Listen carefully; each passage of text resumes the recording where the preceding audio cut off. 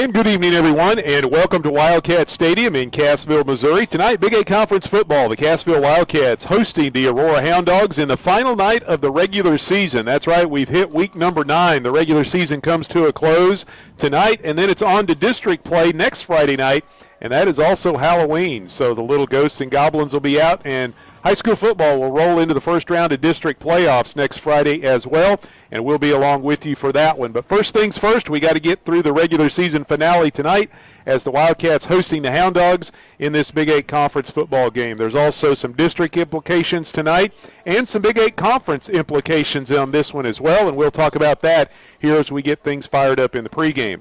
Sammy Clapper along with Jeremy Marple, Todd Speakman running the camera for us again tonight on CassvilleWebTV.com. Glad to be with you here on KQMO 97.7 FM and CassvilleWebTV.com, and also live streaming audio at RadioTalon.com. We're going to get things rolling with the Mercy Hospital pregame show. Mercy Hospital in Cassville, where your life is their life's work. Well, we're closing out the regular season. What happened to the first 8 weeks? It went by in the blink of an eye, and here we are, one game remaining before we start district play next Friday. Yeah, it goes by faster and faster every year, Sammy. But I'll tell you what, the Wildcats have been playing some pretty good football of late. They've got a little winning streak going. What's important tonight is to come out and continue getting better heading into postseason. Play sharp tonight against these Hound Dogs that are going to put up a fight.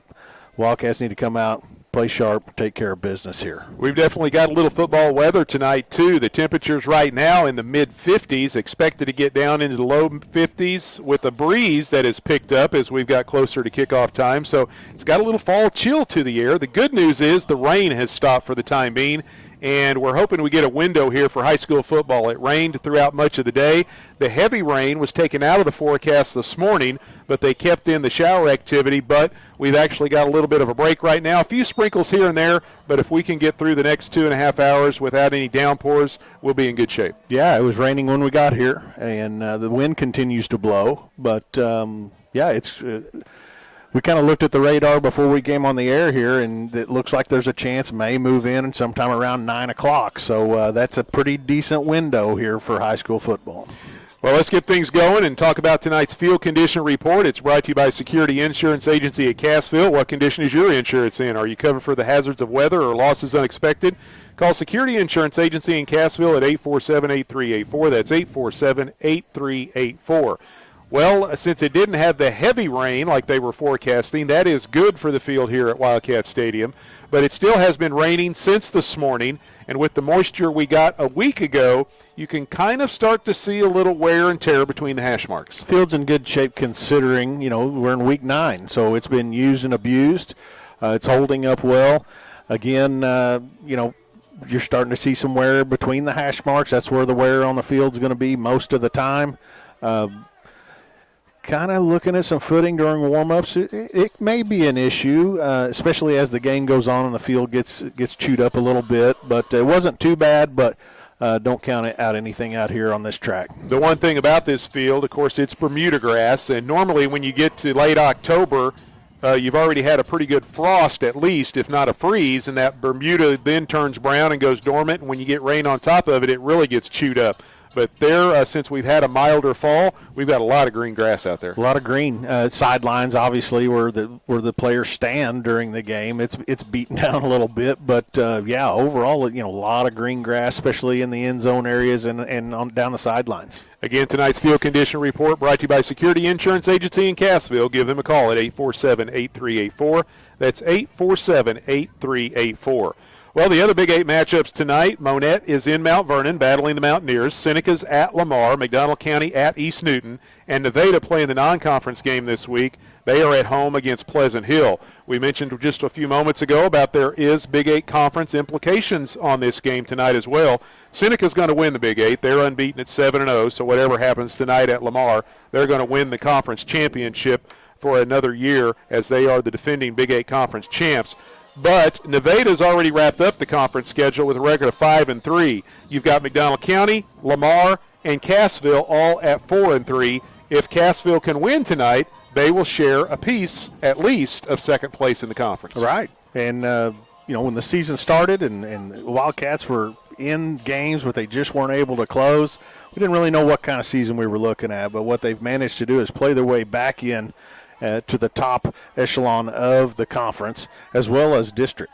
Yeah, they lose 3 out of their first 4, although they were in every one of those football games. But now they've got a 4-game winning streak going into the district tournament, and they're hoping to continue that and make it a 5-game winning streak if they can pick up a win here tonight.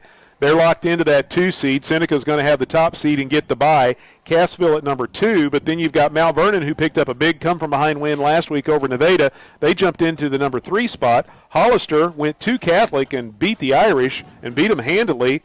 They go to the 4 spot. Then you got Aurora 5, East Newton 6, Reed Spring 7, and, of course, Seneca the bye. Cassville is going to be playing Reed Spring probably. That's probably 95, 97%.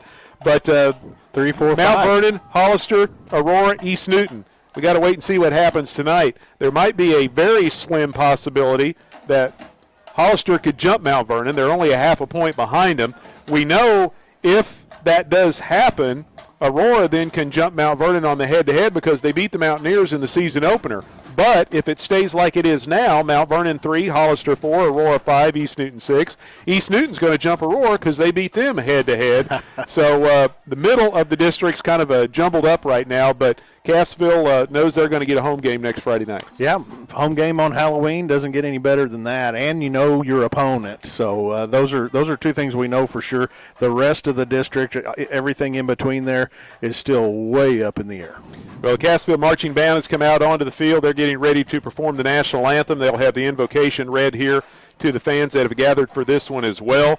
The Wildcat National Anthem is brought to you, as always, by Stump Realty and Auction Service. They salute all of those who have fought for the flag. They're locally owned. They specialize in real estate auctions. You can check out their website at stumpauctions.com for all of their upcoming sales. You can also get their contact information on the website and call them for your next auction. Sold them with Stump Auction and Realty. We're going to step aside, let you hear from some of the other sponsors of tonight's broadcast, and then we'll be back with more of the Mercy Hospital pregame show. You're listening to Big 8 Conference Football here on the Talon Network.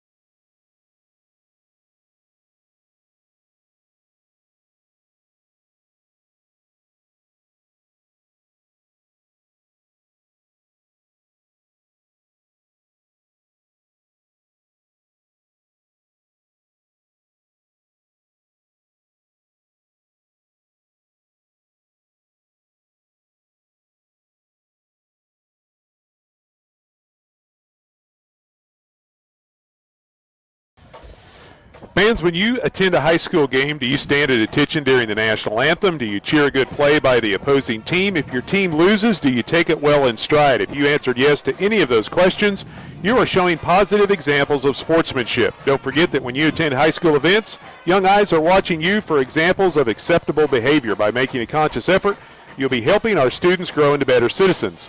This sportsmanship reminder brought to you by Access Family Care with locations in Cassville, Neosho, Aurora, Mount Vernon, and Joplin.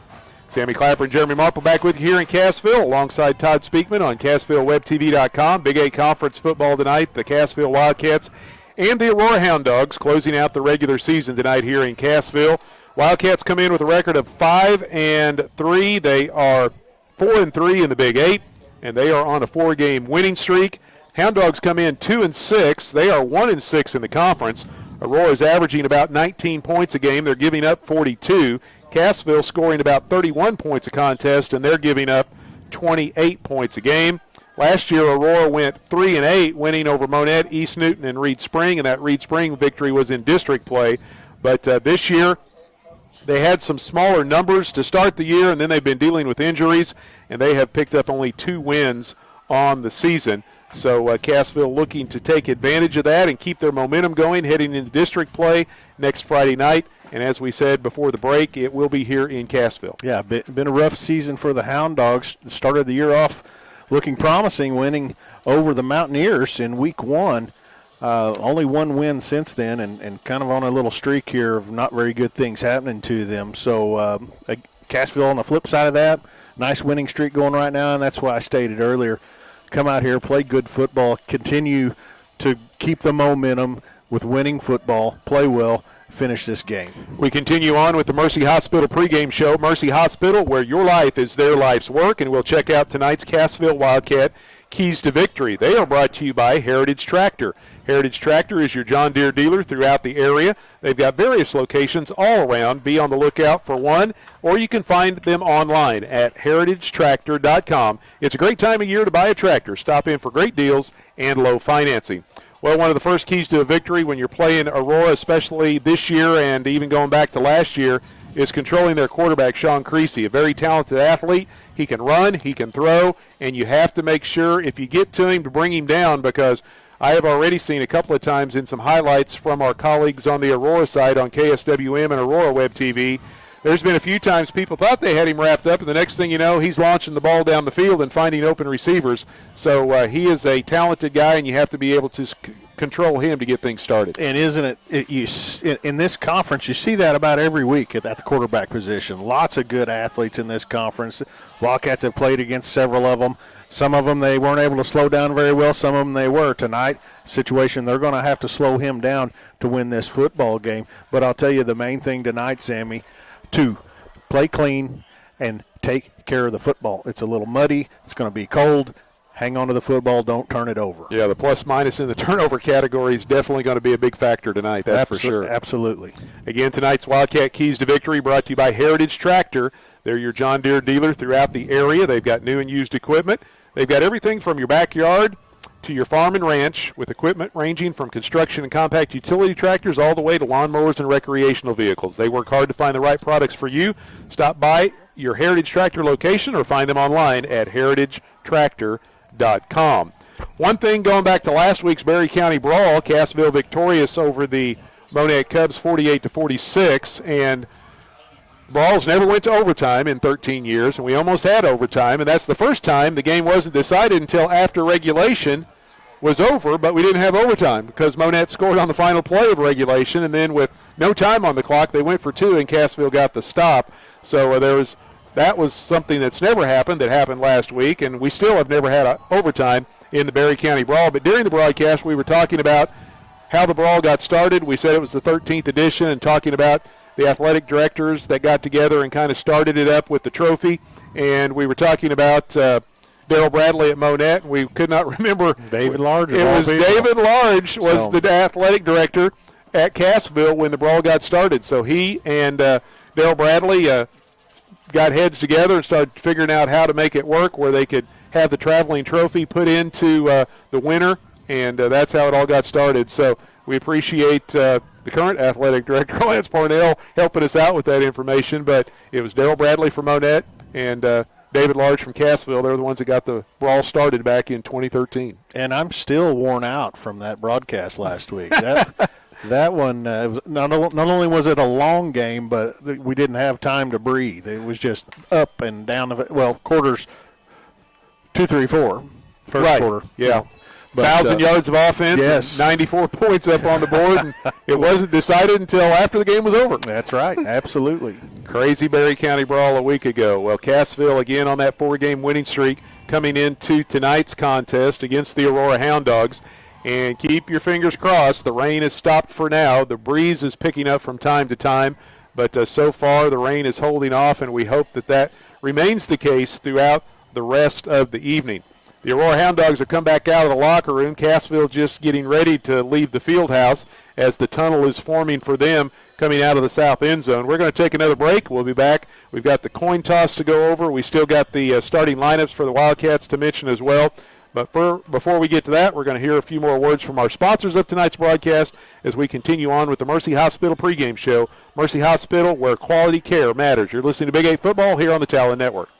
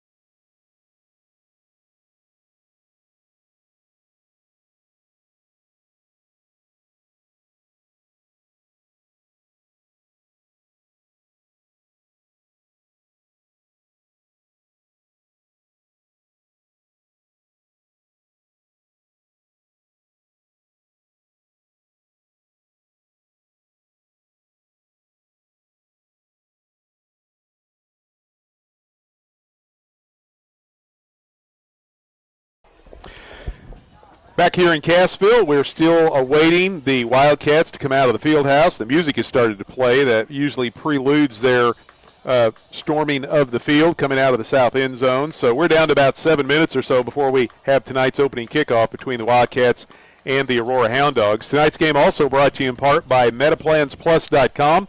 Eric Seifert, your health insurance agent for Medicare plans. He's also got dental plans and much more. Find out more by visiting their website, MetaPlansPlus.com. If you are listening on the Google or Apple phone apps, they are courtesy of Phone Funeral Home. Phone Funeral Home in Cassville, their success is measured by the families they serve. Let them help lighten your load at Phone Funeral Home of Cassville. All right, we're going to check out tonight's Wildcat starting lineup. It's brought to you by Fast Trip at 104 South Main in Cassville.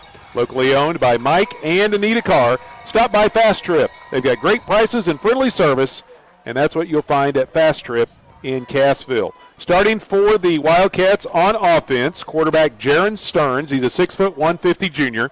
He's thrown for over 950 yards and 13 touchdowns. He's also ran for 288 yards and 2 more scores.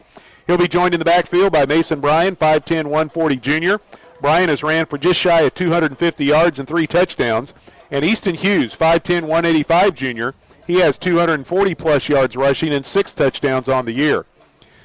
Wide receivers, Jaden Castleberry, 5'10", 150 senior, and Colton Roark, 160, 185 senior. Roark has ran for 4 touchdowns. He's also caught nearly 700 yards worth of passes and 9 touchdown receptions for Roark.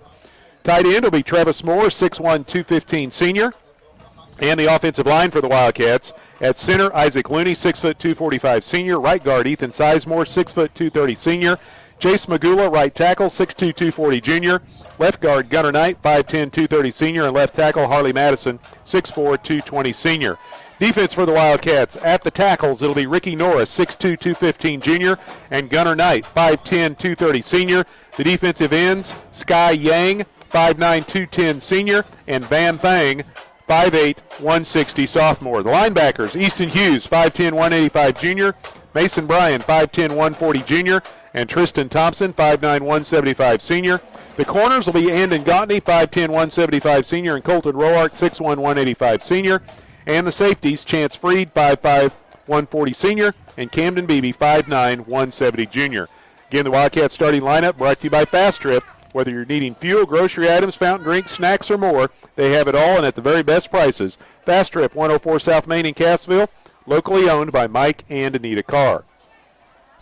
It is senior night here in Cassville, so along with the 4 normal captains, the other seniors are going to go out as well, and there are 15 seniors on the Wildcat roster this year, and they will all get to go out with head coach Clay Weldy for the coin toss. Head coach Ty Kime of the Aurora Hound Dogs gathering his seniors on the other sideline as we get ready for that coin toss, and it's brought to you by the Clark Center. They have offices in Berry, Lawrence, and Dade counties. You can go to www.clarkmentalhealth.com to find the phone number for services in your area. Clark Community Mental Health Center, moving forward, improving lives and communities through compassion and care. Cassville in the all-black tonight. Black helmets, black jerseys, black pants with the gold numbers on the front and back and the gold Wildcat on the side of the headgear. The Hound Dogs are in all white tonight. White jerseys, white pants. They've got the black numbers on the jerseys, and they are wearing the black helmets with the red accents. So that is getting us ready for tonight's ball game. We still got about 3 minutes before the opening kick, so we're going to step aside one more time and then be back to start the football game. You're listening to Big 8 Conference Football here on the Talon Network, and that wraps up the Mercy Hospital pregame show. Mercy Hospital, where your life is their life's work.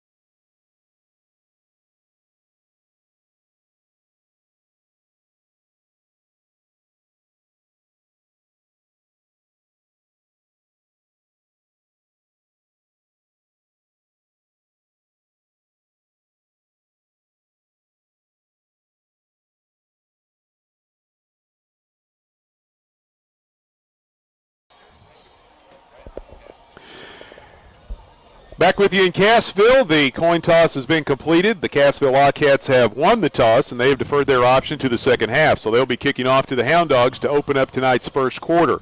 Wildcat Kickoff is brought to you by Lane Stubblefield. From one Wildcat to another, Lane Stubblefield with Reese Nichols Realty wants to be your real estate agent. Check out all that Lane has to offer online at lane.reesenichols.com. Tonight's first quarter brought to you by Michael's Hardware. Friendly folks, serious hardware. Dropping back deep for the Hound Dogs, we have Brennan Diaz and Cody Parnell.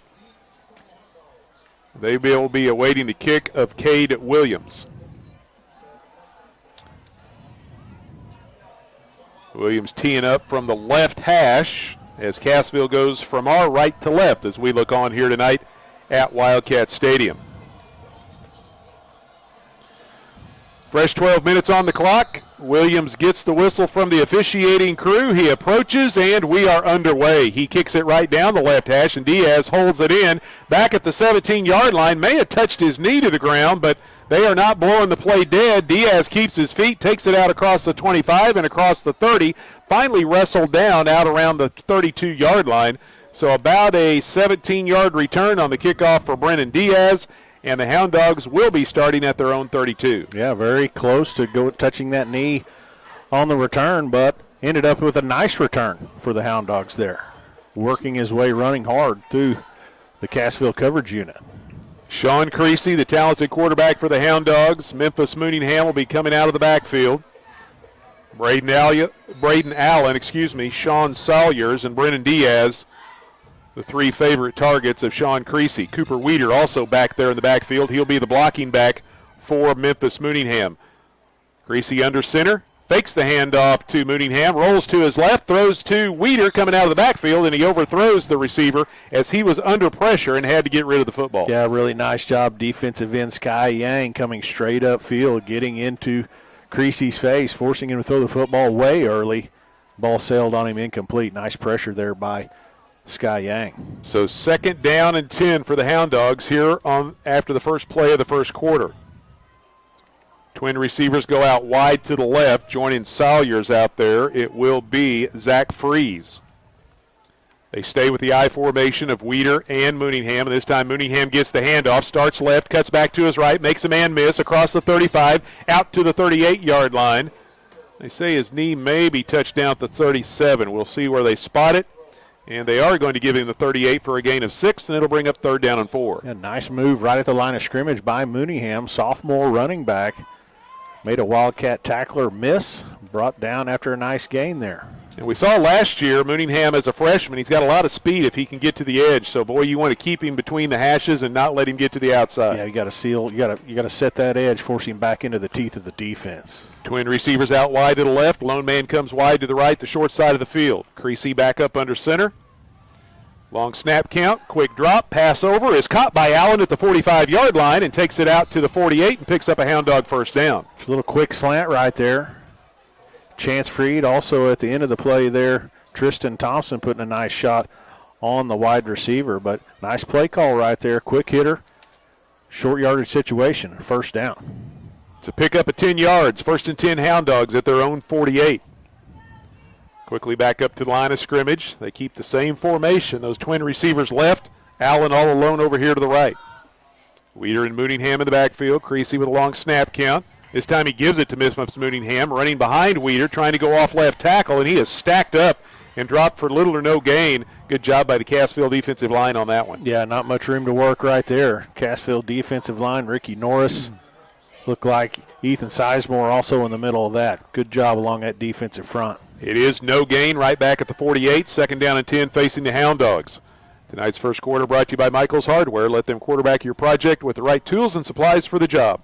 Michael's at 186 Sale Barn Road in Cassville. Friendly folks, serious hardware. 2 minutes gone here in the opening quarter.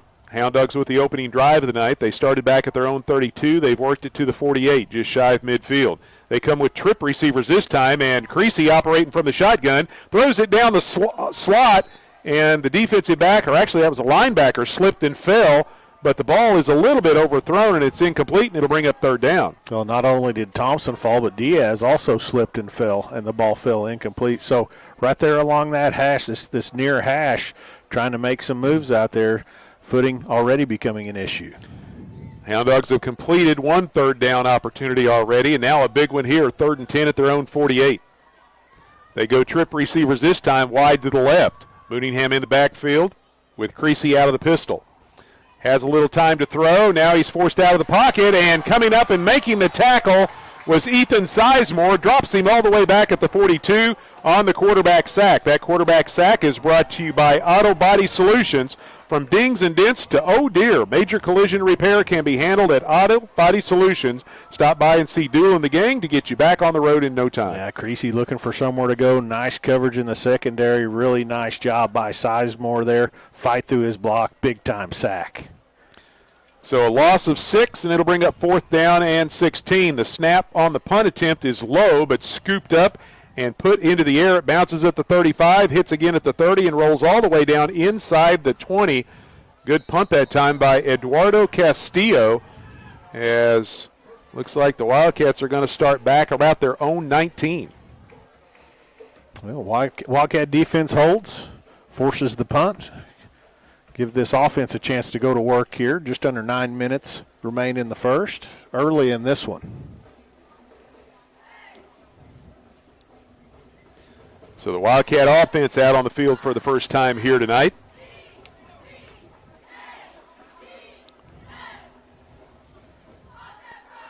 $39-yard kick for the Hound Dogs. No return. Split backfield behind Jaron Stearns. Mason Bryan gets the call on first down. Takes it to the 20 for a short pickup of only a yard. Trying to go off right tackle right there. Nice play along the defensive line. Bryan picking up a very short gain there. By the way, that Hound Dog punt brought to you by Four State Dental Care. They've been building beautiful smiles in Southwest Missouri. They've got 3 locations to better serve you. They also have in-house insurance and benefit plans to ensure your smile will be beautiful at an affordable price. 2nd down and 9 for the Wildcats. Single receivers right and left. This time Stearns going to run the option to the short side. Pitches the ball back. A big hit put on by the Cassville running back. That was Easton Hughes. And now a little pushing and shoving as Weeder knocks down Hughes after the whistle, and a flag comes out. And the Wildcats are going to get some added yardage after the 4-yard pickup by Easton Hughes.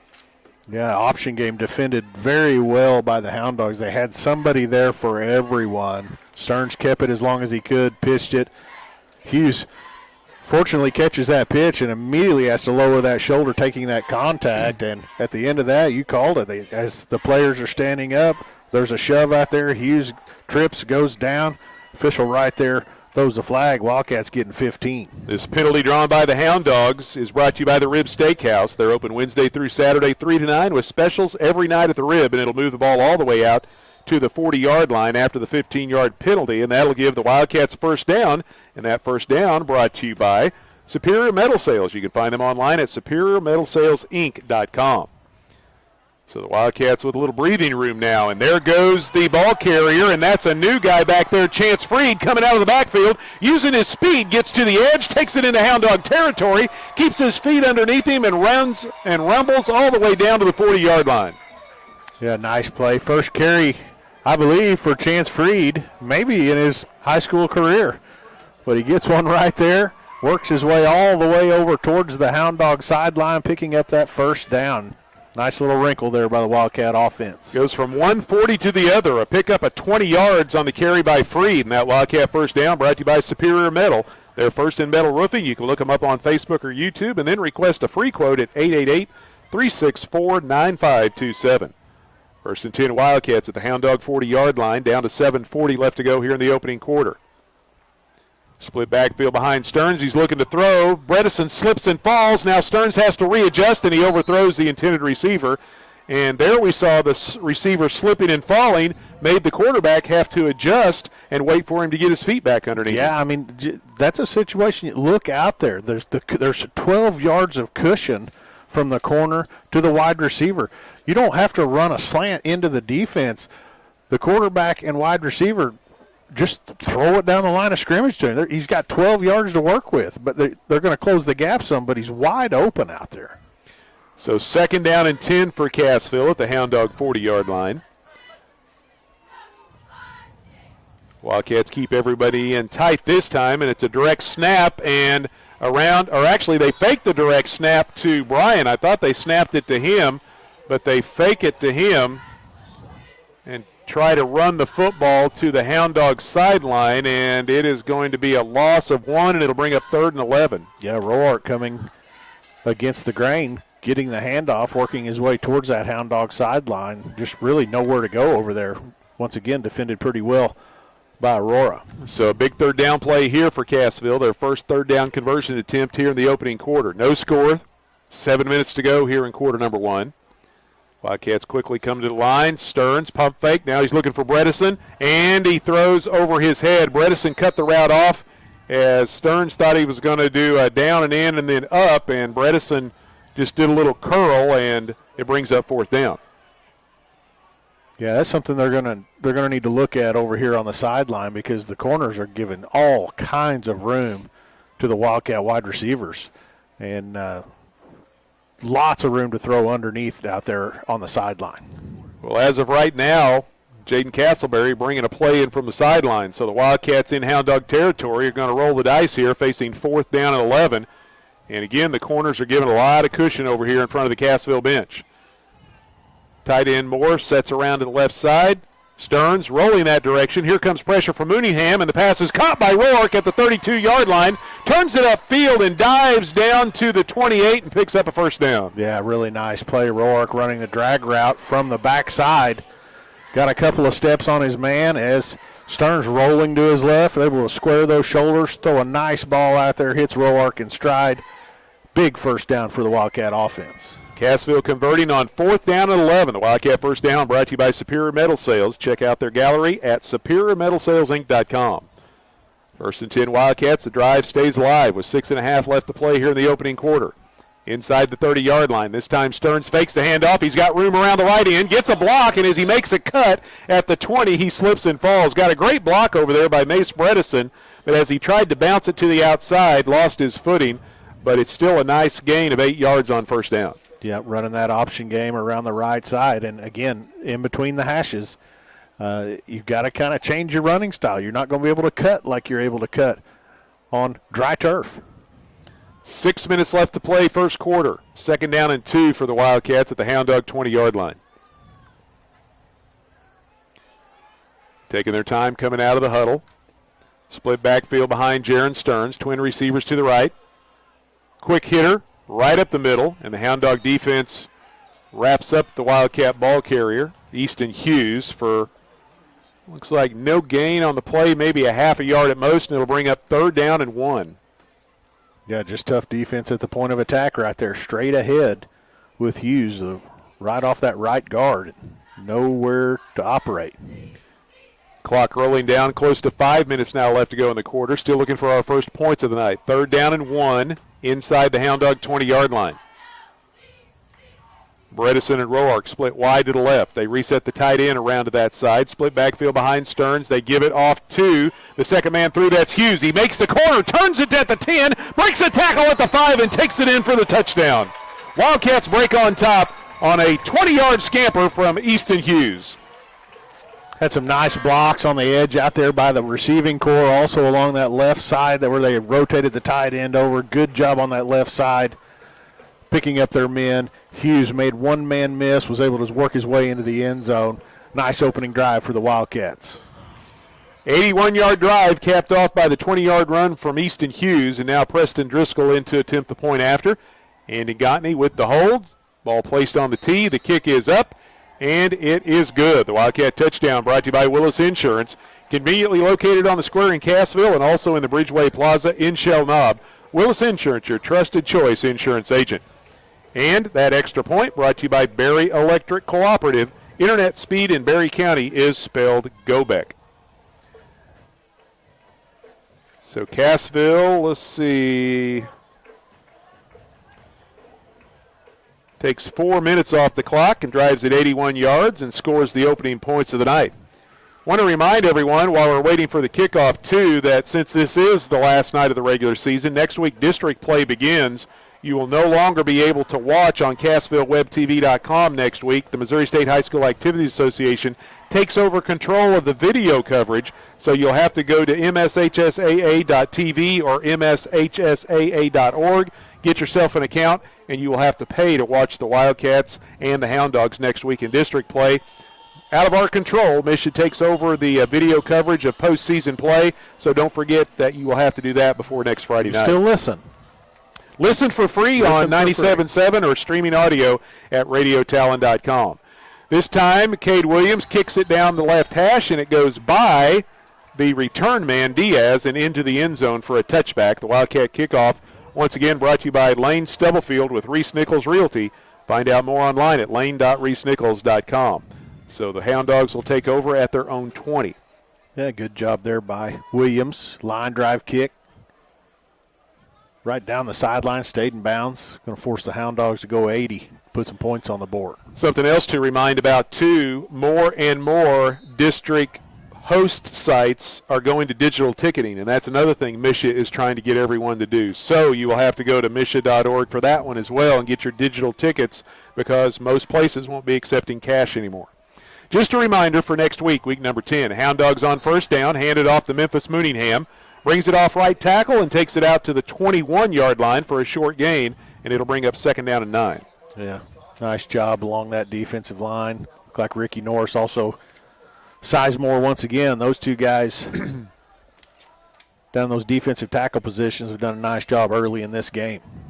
Clock rolling inside 4.5 left to go in the opening quarter. Tonight's first quarter brought to you by Michael's Hardware.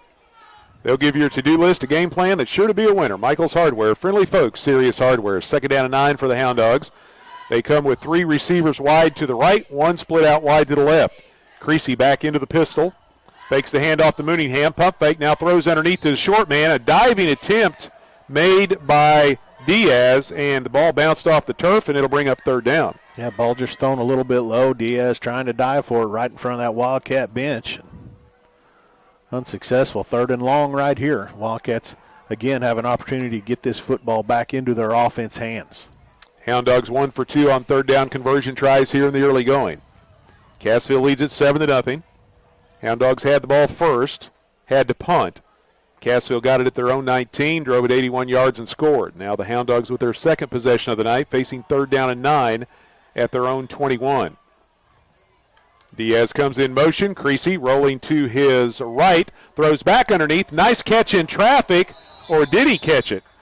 Braden Allen was trying to hang on to the football, and it fell to the turf.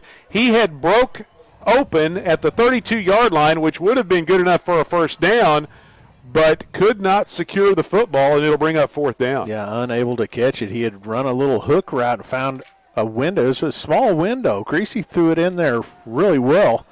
Looked like the ball went through his hands, hit the chest plate, and down to the ground.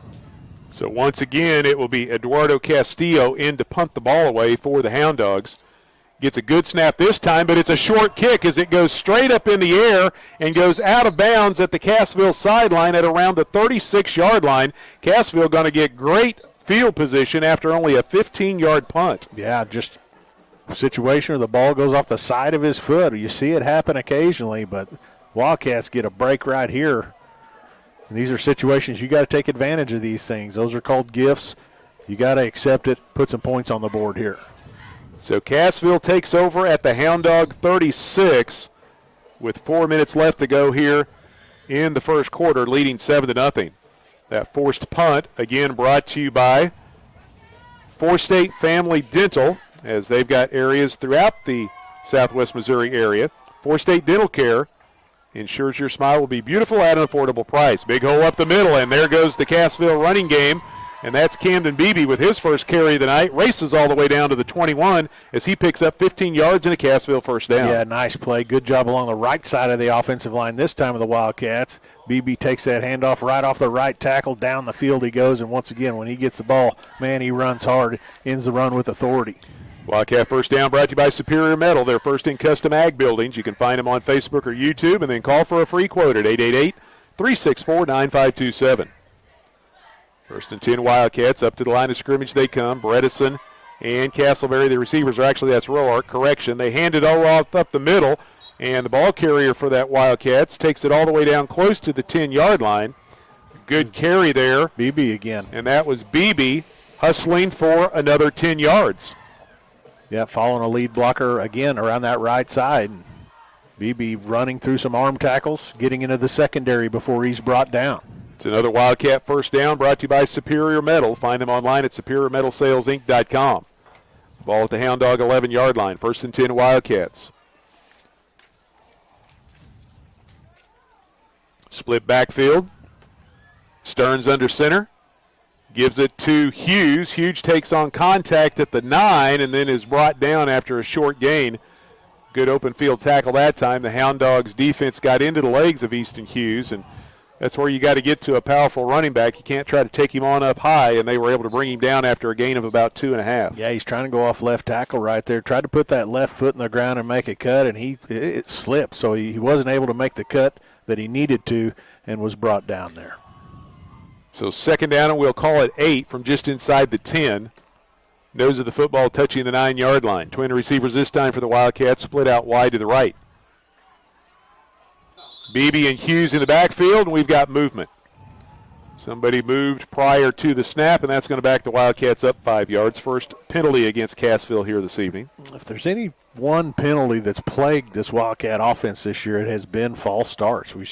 Just every week you see those calls, and it puts them behind the chains, puts them in some bad situations. The last 4 weeks they've been able to overcome it. We'll see if they're able to here. Yeah, that turns it into a 2nd down and about 13 as the ball moved back to the 14-yard line. Play clock put back into motion at 20 seconds, so the Wildcats with plenty of time to get up and snap the football. Bredesen wide to the left, Roark out wide to the right. And Stearns, quick pass, goes to Roark. He makes the catch at about the 10 and then covered quickly by the Hound Dog defense for a short gain. Yeah, short gain there. Roark just tried to run out, turn in front of the corner. The ball was delivered on time, but by the time it got there, corner right there to bring him down. To pick up a 4 yards, and it'll bring up 3rd and 9. Cassville still looking for their first 3rd down conversion of the night. They do have a 4th down conversion. And I correct myself. They do have 1 3rd down conversion. So here, 3rd down and long. Stearns fakes the handoff, rolls to his left. He's got a couple of receivers over there, down into the corner, and it's a touchdown for the Wildcats. As coming down, Jaden Castleberry with his feet just inside the sideline for the score. Yeah, great concentration by Castleberry right there. He got right on the sideline of the end zone. Stearns throws a missile out there at him. He goes up, great concentration, knows he's going to take a hit, able to get a foot, maybe both of them inbounds there before he takes the shot, hangs on to it. Another big Wildcat touchdown. The Wildcat touchdown brought to you by Willis Insurance for auto, home, health, life, and commercial insurance. See the folks at Willis Insurance. Stop by and get a quote today. And now we've got some personnel issues. Sky Yang racing in. Play clock down to 5, so they're going to have to hurry and get it snapped. Gautney calls for the ball. The kick is up by Driscoll, and it is good. The Wildcats lead 14-0. The extra point brought to you by Berry Electric Cooperative. If you suffer from buffering, call Gobeck. Your business needs Gobeck. 1:14 left to go in the opening quarter. Cassville adds to their lead. It's now 14-0 Wildcats. Well, the Wildcats take advantage of the short field. Punt off the side of the foot of the Hound Dog punter. Wildcats did what they had to do. They give you something like that, you take advantage of it. And that's exactly what they did right there.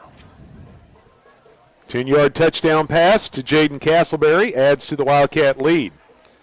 Cade Williams now set to kick it away. The Wildcat kickoff brought to you once again by Lane Stubblefield with Reese Nichols Real Estate. He wants to be your real estate agent. Find him online at lane.reesenichols.com. Diaz along with Cody Parnell drop back deep for the Hound Dogs, awaiting the kick of Cade Williams.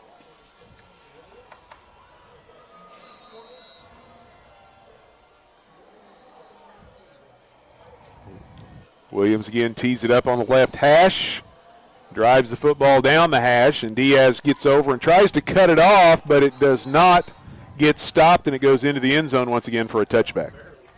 Just barely made it inside the pylon, but the Hound Dogs will have it at their own 20. Works the same. And, we talked about over the years the kicking game of the Wildcats.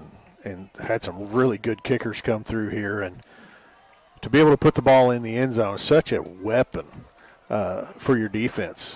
You force a high school offense to travel 80 yards with the football. It's not easy to do anyway, but when you have that kind of weapon, it's a big benefit for your defense. Twin receivers to the left, one man split out wide to the right, I formation behind Creasy. Creasy throws it to Allen, makes the catch at the 25, and then is quickly brought down over here by the cornerback for the Wildcat defense, and that was Colton Roark.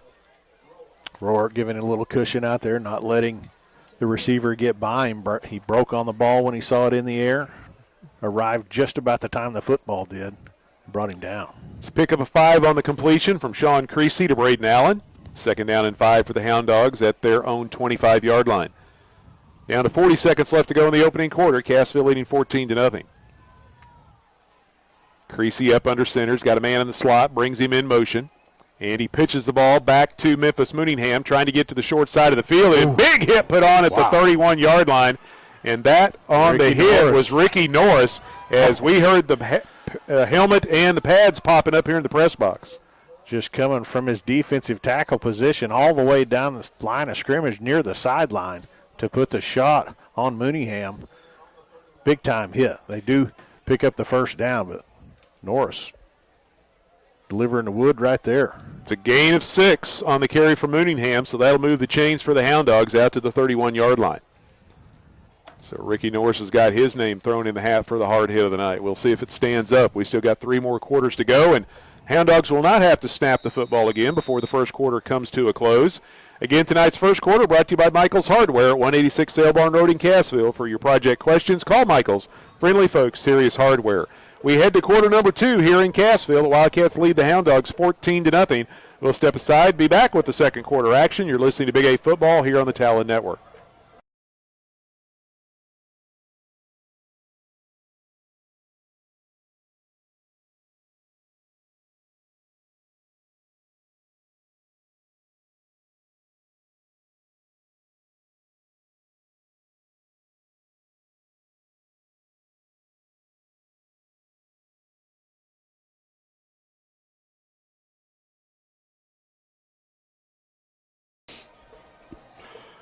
Back with you here in Cassville. Wildcats lead Aurora 14-0 as we start quarter number 2. Tonight's second quarter is brought to you by Roark Diesel. Since 2006, they've been providing Cassville and surrounding area with a huge selection of diesel performance products. They specialize in diesel performance. You can find them online at roarkdiesel.com. They're located just north of Cassville on Highway 37, or you can give them a call at 847-6560. Hound Dogs 1st and 10 at their own 31. I formation behind Sean Creasy. He comes out from under center, fakes the handoff to the first man, gives it to the second man, Mooningham, trying to get to the Hound Dog sideline and turn it upfield. We got a flag thrown in the Aurora backfield as Mooningham was able to take it out to the 35. It's a gain of about 4, but a holding penalty is going to bring it back. Penalty against the Hound Dogs brought to you by the Rib Steakhouse. They're located in Cassville. At the Rib, they're the area's go-to for steaks, barbecue, fish, chicken, and more. They're open Wednesday through Saturday, 3 to 9.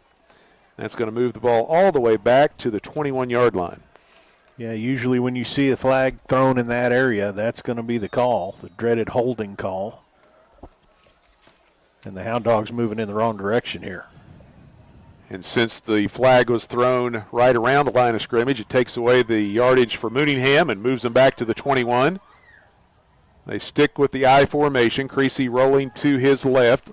Lobs one, trying to get it over the head of the defensive back. That was the linebacker, Mason Bryan, out there in coverage, trying to drop it in to Zach Freeze, but it falls incomplete, and it's going to bring up 2nd down and long. Yeah, Mason Bryan underneath from that linebacker position, also Andon Gottney from that corner position. The ball just kind of fell right in no man's land in between them.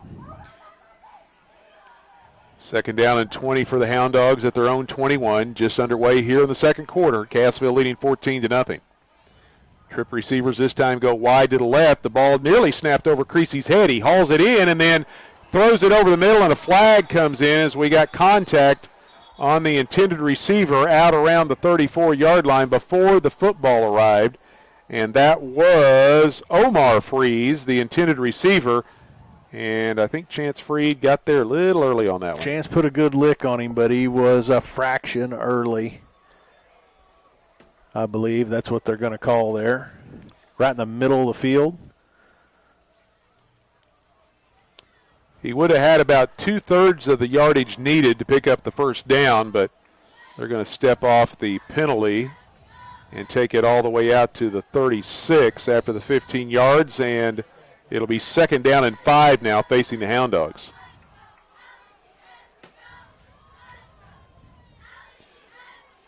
They stay with 3 receivers wide to the left of Creasy. This time he operates from the shotgun. Cassville comes with pressure up the middle. Creasy launches it down the middle of the field. He's got Braden Allen, and he overthrows the intended receiver, and it's intercepted by Colton Roark back at the 25. Roark had position. Great coverage there in the secondary. Got position, actually had a step on the receiver. Ball laid up there, and Roark able to break on it, make the pick in traffic. Turnover, Wildcats football. Really nice catch over the shoulder there by Roark. So Cassville will take over. It looks like they're going to spot it down at the Wildcat 24-yard line after the interception. Well, last week at Monette, Cassville had 2 interceptions, both returned for scores. This time, Colton Roark comes up with the pick and turns the Hound Dogs away. 1st and 10 Wildcats. Cassville leading 14-0 early on here in the second quarter. Stearns from under center. Hands it off to the second man. Big hole around the right end. Mason Bryant's got a blocker on the edge. He's out across the 35, spins across the 40, has the first down and more as he takes it out to the 47-yard line. A good hard run. Nice job. Jaden Castleberry from his wide receiver position blocking downfield. Brian trying to break off of that block. Took on some contact, fought his way all the way to the ground. Nice run. A gain of 23 yards for Mason Bryan. And he gets a little better spot than I thought. They put him down at the 48. So 25 yards on a couple of carries for Bryan. The first down brought to you by Superior Metal Sales. You can find them online at superiormetalsalesinc.com. Check out examples of what they can custom build for you. They give to the second man again. This time it's Bryan. Bounces off the defense and tries to get to the edge. He wanted to go off right tackle. That hole kind of shut in front of him, but he kept his feet underneath him, bounced off, and turns it up the sidelines and takes it across the 45 out to the 48. And I correct myself, I had missaid the 48 a while ago. It was actually the 44, so got to do some adjustments here on the stat sheet, and it'll bring up 2nd down and 5. Yeah, ran into a wall trying to go off right tackle right there and backpedaled about 1.5 yards, bounced his way to the Wildcat sideline, turned not much into a nice run on first down. So 2nd down and 5 for Cassville. They go with the full house wishbone formation this time, and they pitch it back to Roark. He's got Bryan and Hughes leading the way around the left end, takes it into Hound Dog territory as he is tripped up at about the 48 or 49-yard line. That'll be close to the first down marker. We'll see where they spot it. Looks like it's going to come up just a little short. A little toss sweep right there. He was looking for that kick-out block on the edge. That's the defender that got into his legs that slowed him down a little bit. If he's able to get that kick-out block, there's some room to work out there heading towards that Hound Dog sideline. So 3rd down and 1 for Cassville. 1 for 3 on 3rd down conversions so far, and on this one they convert again. Mason Bryan busts to the outside and takes it down to the 36-yard line. Big gainer on first down for Bryan. Yeah, and again, lost his footing trying to make a cut to the outside. Took a pretty good shot there at the end of the run, hung onto the football, upset that he lost that footing. He had big gainer on his mind right there. Picks up 12 yards, 1st and 10 for the Wildcats. The Wildcat first down brought to you by Superior Metal. They're first in custom ag buildings. Find them online for examples of what they can build for you at superiormetalsalesinc.com or give them a call, 888-364-9527. Down to the Hound Dog 36. They stay with the 3 backs in the backfield. This time they give it to Roark, trying to make a cut and turn back in behind a couple of blockers. Slipped for a moment, then gets his feet back underneath him and takes it inside the 35 down to the 33 for a gain of 3. And if there's a spot on this football field that may be worse than others, it's right where the football is right now. That spot has just been kind of a, I don't know, Just grass doesn't want to grow right there. Yeah, there's something going on right there between the 30 and the 35. And that is exactly where the football is at this time. So 2nd down and 7. We're down to 8:50 left to go in the half. And Stearns keeps it himself, gets a block at the edge, takes it to the 30-yard line, and is wrapped up by Tarek Rackley. It's a gain down to the 30 of 3, and it'll bring up 3rd down and 4. A little option game right there. Stearns keeping it himself. Again, on a dry field, he's able to cut back against the grain where the opening was, but he's just not able to get that foot in the ground and go back that way, so he had to try to just go through the tackler. Castleberry goes wide to the left. Roark comes out wide to the right. Got Bryan and Hughes in the backfield. 3rd down and 4. Stearns gives it to Bryan, running behind Hughes, gets a block. He's got the 1st down inside the 20, breaks the tackle, into the end zone, touchdown Wildcats. Nice job working off that right side. Again, good blocking out on the edge. Bryan setting those blocks up. You get towards the sideline, you got some footing out there. He's able to make a little bit of a cut inside of a block, off to the races to the end zone. Wildcats add to their lead with 8:03 left to go in the half on the 30-yard touchdown run by Mason Bryan. And now Preston Driscoll in to attempt the point after out of the hold of Andon Gottney. Kicking into the wind now as the wind is picked back up here in the 2nd quarter, and we've got a Hound Dog jumping across the line of scrimmage prior to the snap of the football. So offsides against the defense. It'll move it just a little bit closer, and that has got Coach Weldy changing his mind on the PAT. He now wants to try to go for 2 as he sends Beebe, Hughes, and Roark all back into the football game. Well, and that's the right call. You're going to move the ball half the distance, about 1.5 yards to the end zone. That's the right call. Go ahead and try to get extra points. Wildcat touchdown brought to you by Willis Insurance. They're located in Cassville on the square and in Shell Knob in the Bridgeway Plaza for auto, home, health, life, and commercial insurance. Stop by and get a quote today. So they go back with Hughes leading the way for Beebe and Roark, and they give the ball to Beebe, and he jumps over the line of scrimmage and into the end zone, or did he have it? Yep, he's got the football. As he turns around, tosses it to the official, and Cassville offensive line did a really nice job laying down a hole, and Beebe just leapt over the top of him in for the 2-point conversion. Yeah, just a little hop skip into the end zone. Easiest run Beebe's probably going to have. Into the end zone for 2. Wildcats up 22-0 with 8 minutes to go until halftime. 7-play, 76-yard drive.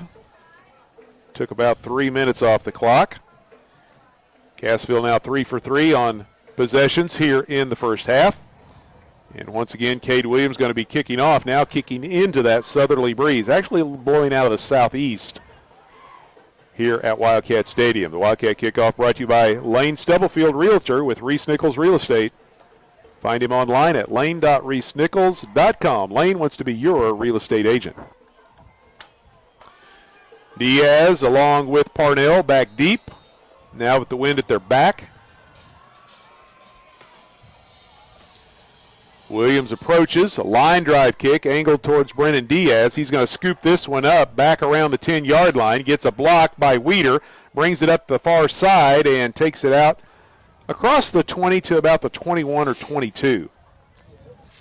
Diaz bobbling the football, just bounding down there to him. He's able to secure it. Decent little gain right there on the return, and you can see Diaz got some nice speed too for this Hound Dog football team. Might have got a little better spot than what I originally thought over there on the far side. Looks like they're going to put it at the 24. 1st and 10 Hound Dogs with 7:57 left to play here in the first half. Cassville leading 22-0. Creasy from the shotgun with Mooningham off his left hip, looking to throw. Pass goes out, and it's caught by Rackley out at the 29-yard line. Makes a man miss, takes it across the 35, and then is wrapped up before he can get to the 40. Yeah, able to sidestep a tackler, and especially on a field like this as a tackler, you've got to kind of break down because you'll slide right by somebody if they're able to hit the brakes. It's a gain of 14 yards on the pass completion from Sean Creasy to Tarek Rackley. His first catch of the night. And a first down for the Hound Dogs. Three receivers this time wide to the right.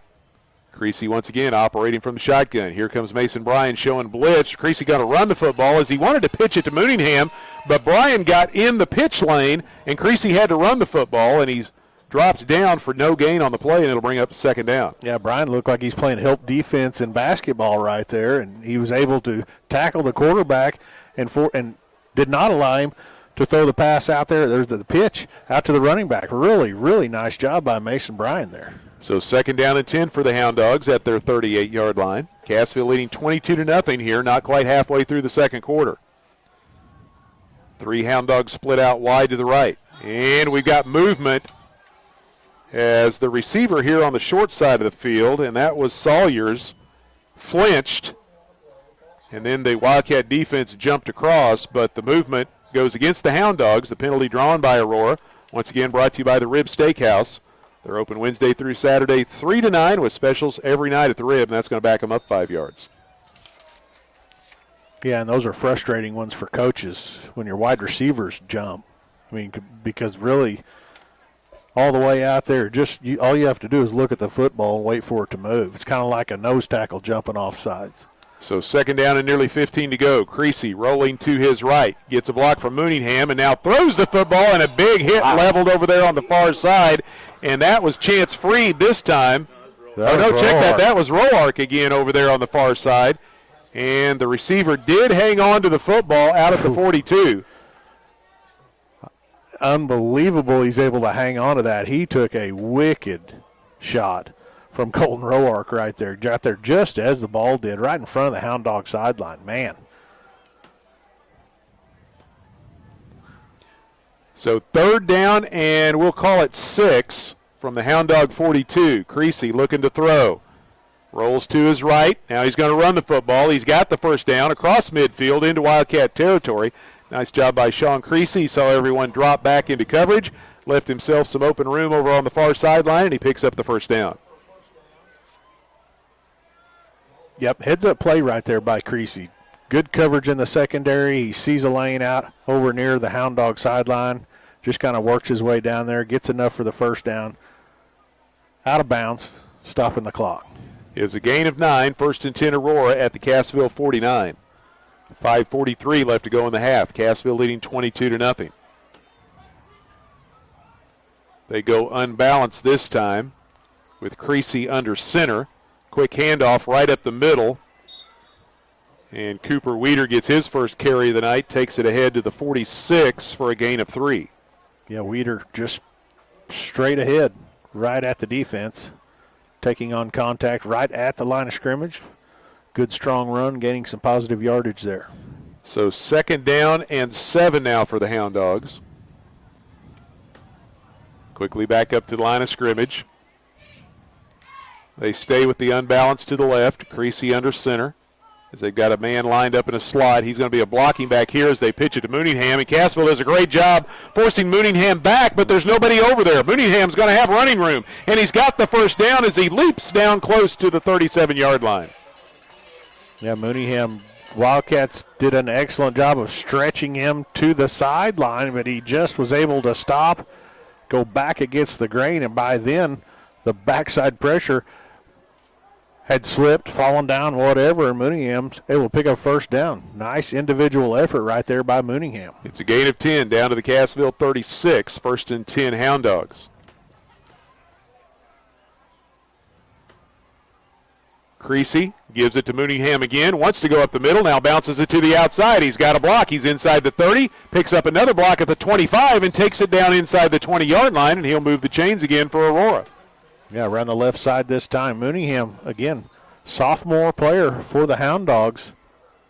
Runs the ball very hard, shows a nice acceleration, good burst, and appears to have nice top-end speed as well. It's a gain of 18 down to the Cassville 18. First and 10 Aurora. 4:10 left to go here in the first half. Cassville with a 22-0 lead. Hound Dogs with their deepest penetration of the night into Cassville territory. Drive started back at their own 24-yard line.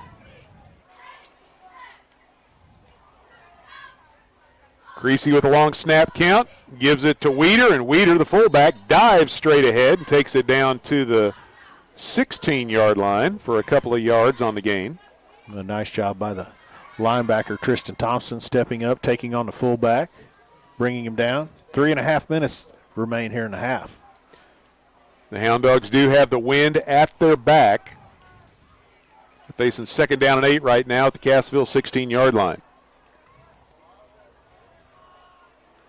This will be the 10th play of the drive for the Hound Dogs. Twin receivers go out wide to the right. Sawyer's all alone over here to the left side. Big receiver is yet to be targeted. They pass it this time behind the line of scrimmage. The catch is made as the reception hauled in by Zach Freeze. And he quickly bounces around the right end. Comes up just short of the first down. Freeze lined up in the slot over there. Creasy just takes the football, opens up, throws it right down the line of scrimmage to Freeze. Get some positive yardage there. It's a pickup of 5. And it'll bring up 3rd down and 2. Weeder and Mooningham in the backfield. Creasy gives it to Memphis Mooningham. He's got the first down, goes around the right end, and is tripped up down around the 5-yard line. It'll be 1st and goal, Hound Dogs. Yeah, right off the right edge. Mooningham showing that speed, able to get out there to the edge, brought down. And the Hound Dogs knocking on the door here. They put him down at the 4 after a pickup of 7. 1st and goal, Aurora. We're down to 2:10 left to go here before the half. Hound Dogs methodically moving the ball down the field. Sean Creasy with the Wildcats showing blitz, gives it off to Weeder. Weeder hit, bounces off the first guy, and then stretches out trying to get to the goal line, but he's going to come up short, and it'll bring up 2nd down and goal. Yeah, the fullback, Weeder, made a nice little sidestep right around the line of scrimmage. Took on some contact, brought down a little shy. Ball right at the 2, maybe just inside it. Yeah, he needed 4 yards. He gets half of it, so it'll be 2nd and goal from the 2. This time they bring a new guy into the backfield, and we'll get his name in a minute, and they line Weeder up at the tailback. And this time Creasy, I don't know whether that was a quarterback keeper or it looks like it was. I thought for a minute he may have lost the snap, but it wasn't. He was going to try to sneak it in, and he picks up only a yard, and it'll bring up 3rd and goal from the 1. And it looks like the Hound Dogs are going to call a timeout right here and talk about this. They know the Wildcats are going to get the football coming out after halftime. They need to get on the board to stay in this game in a bad way. 1:21 left to play here in the second quarter. Cassville leading 22-0. Again, tonight's second quarter brought to you by Roark Diesel. Since 2006, they've been providing Cassville and surrounding area with a huge selection of diesel performance products.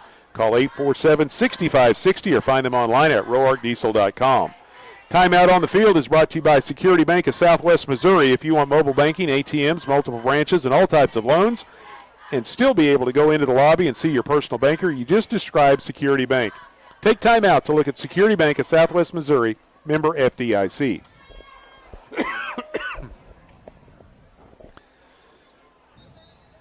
Final night of the regular season tonight here in Cassville. The Wildcats leading Aurora 22-0, but the Hound Dogs 3rd and goal from just inside the 2-yard line. We'll call it the 1.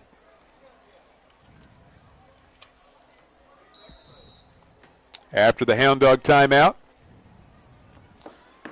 they'll set up. Mooningham, the tailback this time. Creasy resets the tight end. They're going to pitch the ball to Mooningham, tries to get a kick-out block, and he dives into the end zone for the touchdown. Didn't have a lot of success running right at the Wildcat defense inside the 5-yard line. This time they run the toss sweep around the right edge. Mooningham up and over a defender, and the Hound Dogs are on the board. 14 plays, 76 yards. Took 6.5 minutes off the clock. And the Hound Dogs have put points on the board, trailing 22-6, and now the extra point is up, and it is good. The kick through the uprights by Eduardo Castillo, and it's 22-7 Cassville with 1:17 left to go before the break.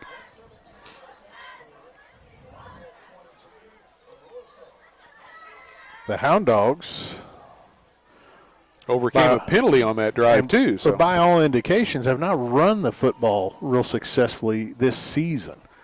And tonight, Mooneyham, this young sophomore running back, has done a really nice job running against this Wildcat defense. Unofficially, 50 yards or just shy of 50 yards and a touchdown now for Mooneyham on 8 carries.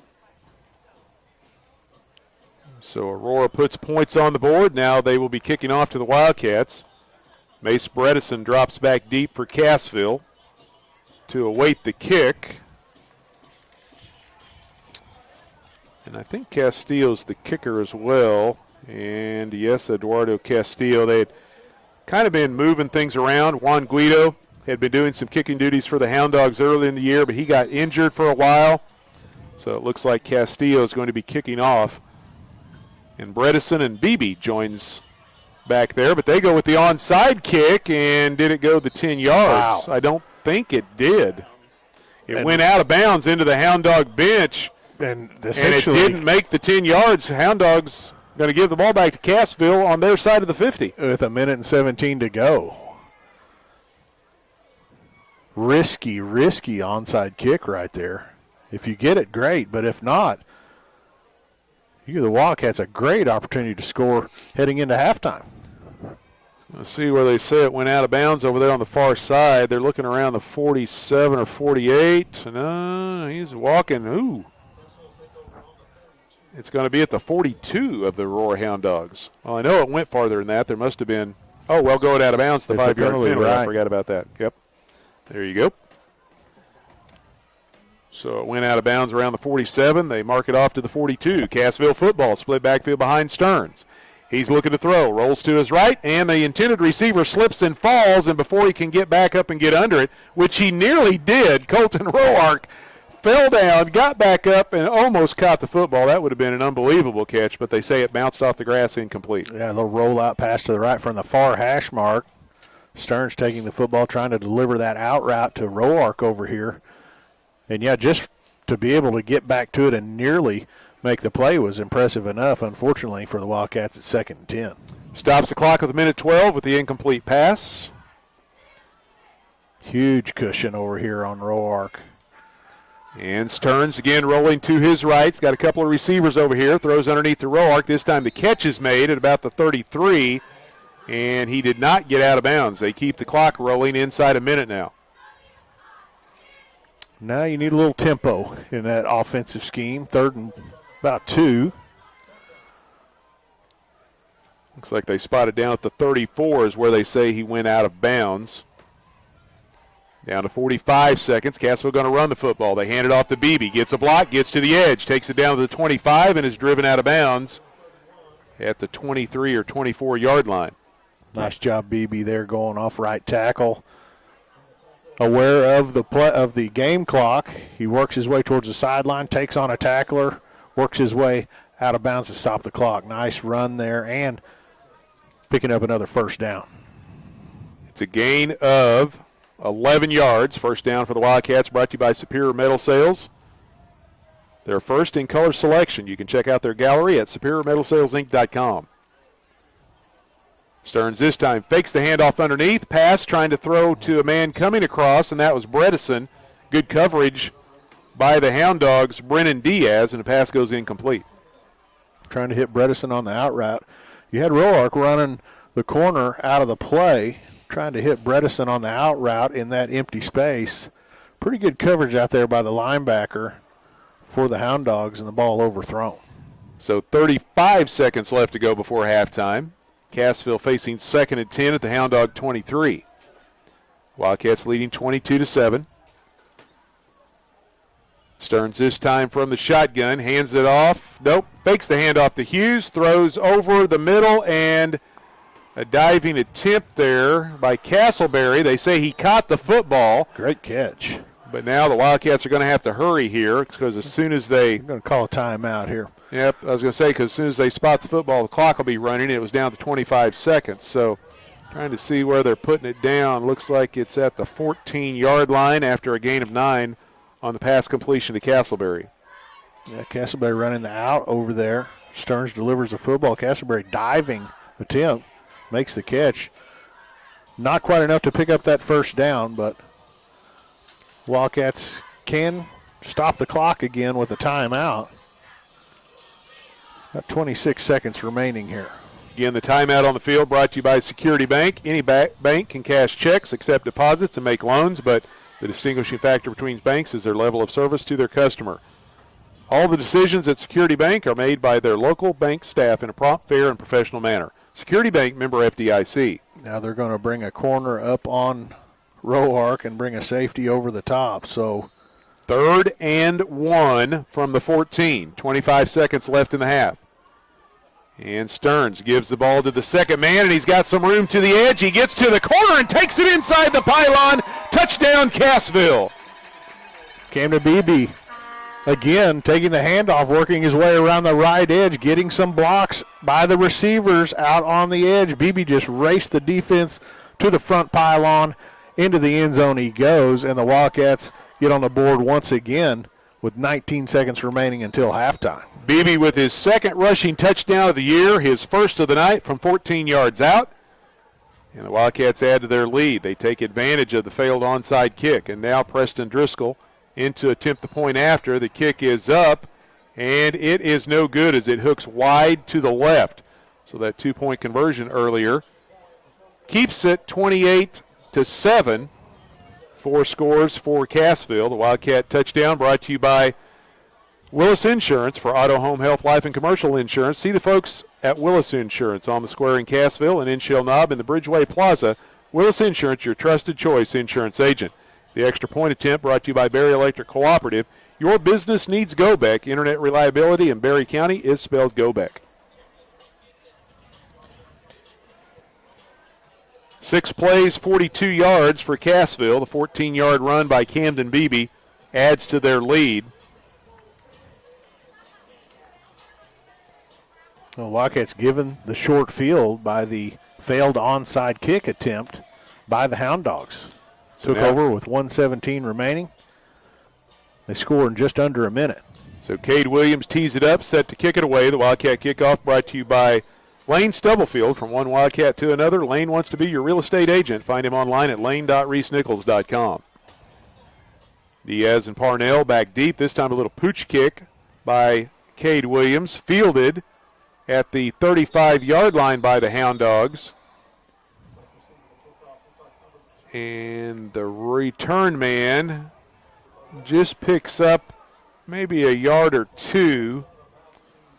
Looks like they're going to put it where? 35, 36. Looks like the 36 is where they'll put it.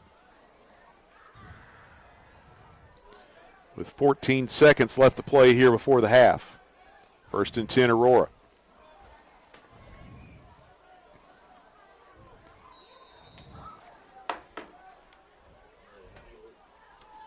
And right now it looks like they are going to be content to take it into the locker room and get this game to halftime. So Creasy takes a knee. And there they start the clock. It'll take a little while to get the clock going, but the final seconds will tick away, and we have reached intermission here at Wildcat Stadium as they head off the field to the locker room. Cassville leading Aurora 28-7. We're going to step aside, be back with a halftime show. You're listening to Big 8 Conference Football here on the Talon Sports Network.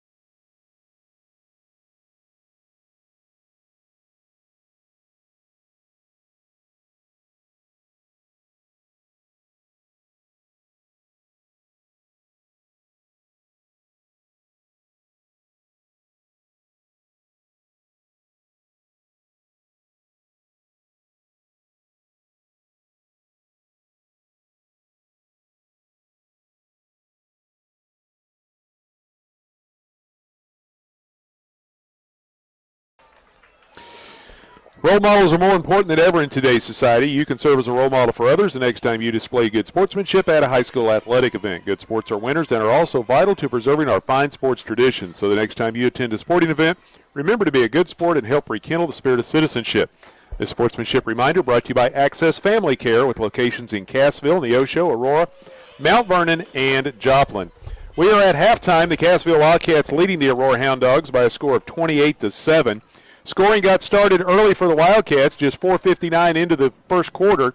A 20-yard run by Easton Hughes gave Cassville the early lead.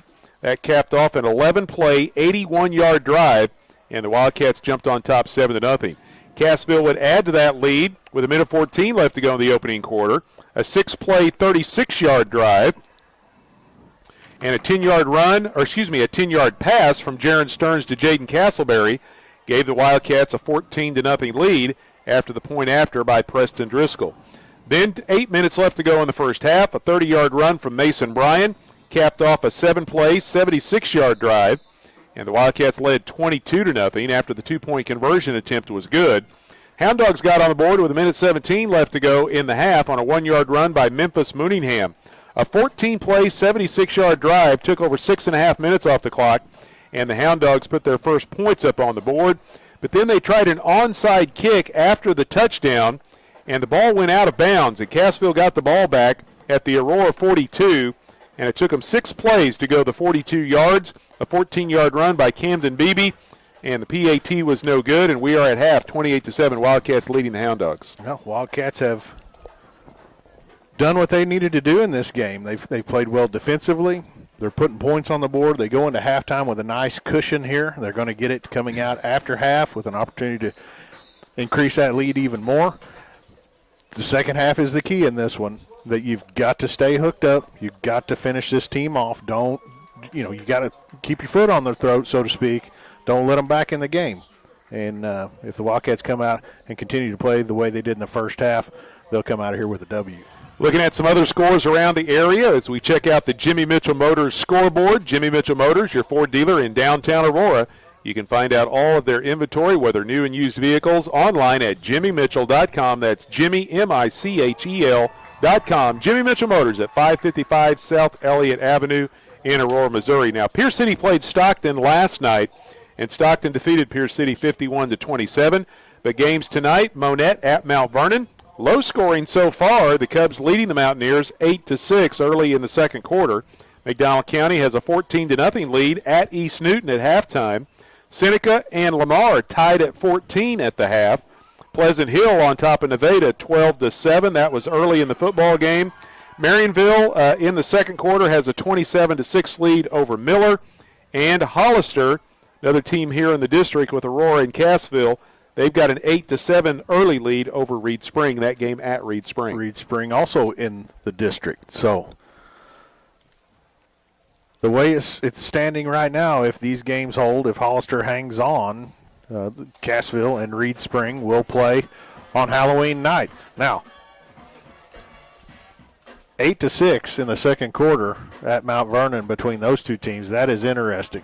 Yeah, what's going on there? Yeah, so maybe raining up there. I don't know, it could be. But again, district implications for that 3, 4, 5, and even 6, because you got East Newton hanging on down 2 against Mack County, and they're over there at home. So, anything can happen in these games. These games are wide open in the second halves here. Well, as one of our colleagues and former co-workers, Wayne Roberts used to say, he said, when you're talking high school sports, anything can probably happen, and it usually does. Yeah, there's a lot of truth in that. You got to put that on a T-shirt. It sounded kind of crazy every time he would say it, but it makes a lot of sense. As long as we've been doing high school sports, anything can probably happen, and it usually does, that's for sure. Well, we are at halftime. Cassville leading Aurora 28-7 here at the break. And again, we want to remind everyone, this is the last night of the regular season. So next Friday night when district play begins, you will no longer be able to watch the games for free on CassvilleWebTV.com and AuroraWebTV.com. You're going to have to go to the MSHA website, mshsaa.org or mshsaa.tv, create an account, and log in, and then they will charge you a fee to view the games. So viewing the games will have a fee tied to it. from the Missouri State High School Activities Association from now going forward. But you can still listen for free at radiotalon.com or on the station at 97.7 FM. And again, reminder, a lot of places continue to be trying to get, or Mish, I should say, trying to get all the locations, get it in the right order there, to get everyone to go to digital ticketing. Last year, I would say probably 75 to 80% of the district sites went to digital ticketing. Now, once it got past district to the quarterfinals and the semifinals, it was digital ticketing then. There was no question about it then. But they want everyone to go to that digital ticketing, and you have to get those digital tickets at misha.org as well. So just something to make plans for next Friday night when district play begins. Yeah, and that's that's the second season, so to speak. And get into playoff football. It's a whole other level of fun. Well, the Cassville Marching Band entertaining the crowd here on a chilly, windy night at Wildcat Stadium on the last night of the regular season. We're going to go ahead and give away our Silver Dollar City one-day pass for two before we go over tonight's statistics from the first half of play. Silver Dollar City, along with the Talon Sports Network and Children's Smile Center in Aurora, have teamed up to send you on a Silver Dollar City adventure. Thousands of local families covered by Medicaid have been turning to Children's Smile Center in Aurora for many years to get quality dental care for their children. If your child is covered by Medicaid, contact Children's Smile Center in Aurora for an appointment. They'll treat you like family. Again, this is a one-day pass for two to Silver Dollar City for the 2025 season. So you have to use it before the end of the year. If you've already won, please do not call again. Let somebody else have the opportunity to win the one-day pass for two to Silver Dollar City. Again, that number to call, 417-489-2277. That's 489-2277. Last week, the Berry County Brawl came within a whisker of going into overtime. Berry County Brawl has never went into overtime. Monette scoring on the final play of regulation, but Cassville stopped them on the two-point conversion and won 48-46. So what I want the first person through on the phones to say tonight is overtime. Call 489-2277. Say overtime. If you're the first person through to say that, you get that one-day pass to Silver Dollar City for the 2025 season. We're going to break away, be back with more of the halftime show. You're listening to Big 8 Conference Football here on the Talon Network.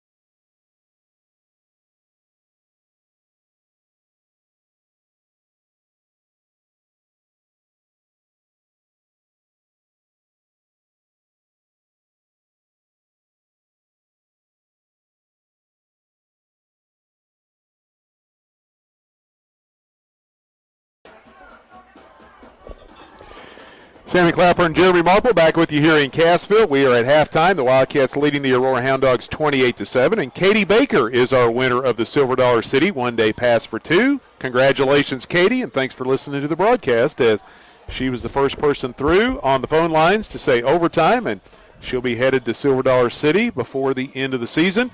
Of course, you've got the Fall Festival still going on. It won't be long, and they'll be having all the Christmas lights put up down there. So I hope Katie has a good time. And again, thanks for listening and congratulations. Well, if you're listening or watching on the Apple and Google phone apps, they are brought to you by Phone Funeral Home of Cassville. They're always there to help. Phone Funeral Home, they'll help lighten your load, and they measure their success by the satisfaction of the families they serve. Looking at the stats from the first half, first of all, for the Aurora Hound Dogs, they carried the ball 15 times for 60 yards. They completed 4 of 10 passes for 34 yards for a total of 94 yards of offense. Hound Dogs picked up 7 first downs. They turned it over once on an interception. They were penalized 4 times for 35 yards and punted twice for a 27-yard average. Cassville carried the ball 19 times for 185 yards. They completed 5 of 10 passes for 44 yards for a total of 229 yards of offense.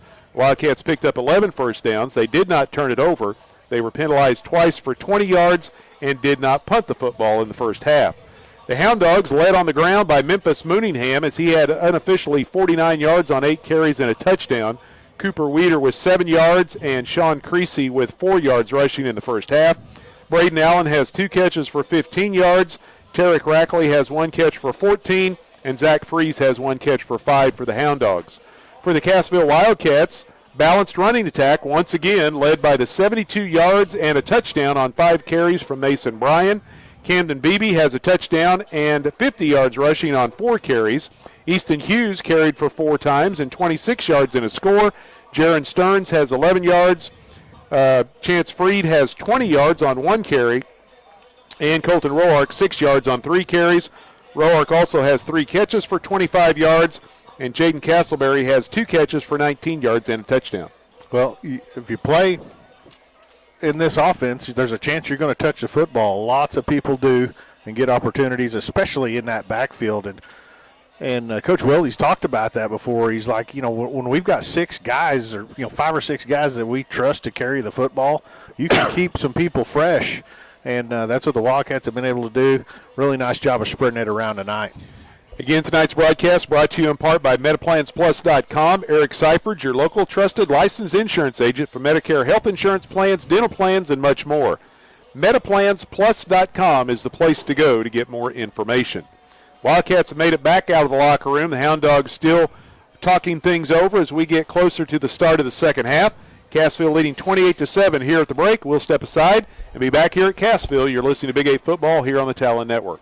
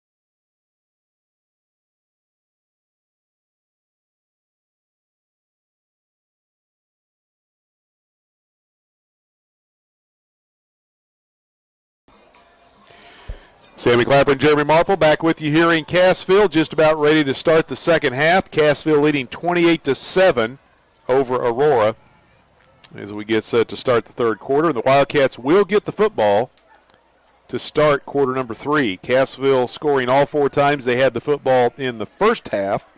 Hound Dogs scoring on their last possession of the first half.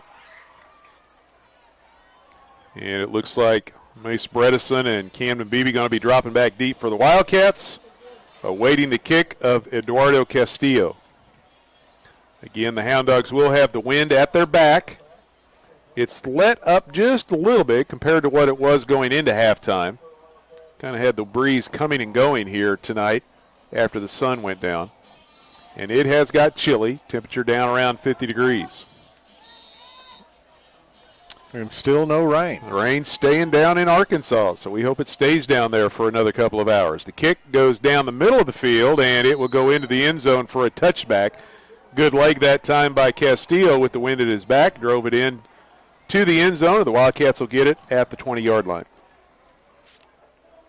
Oh, this Wildcat offense, great opportunity here to start the second half of this game, extending that lead. Play clean, penalty-free football, find a way to get points on the board in this drive.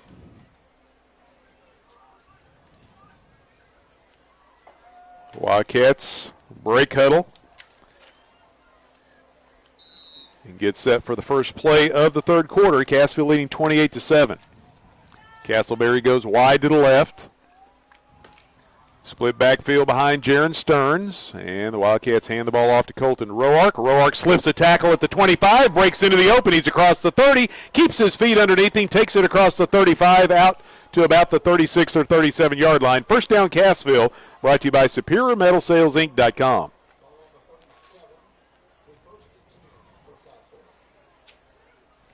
Yeah, nice run on first down, blasting off the left side.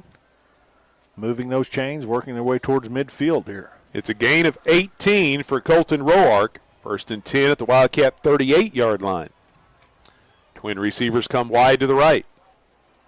Stearns hands the ball off to Bryan. Mason Bryan gets a breakout. He's across the 45, across the 50, into Hound Dog territory. Spins off the intended tackler. That was Diaz, and picks up an extra 4 or 5 yards down to the 42-yard line. But we got a flag back at the 40 on the opposite side of the 50.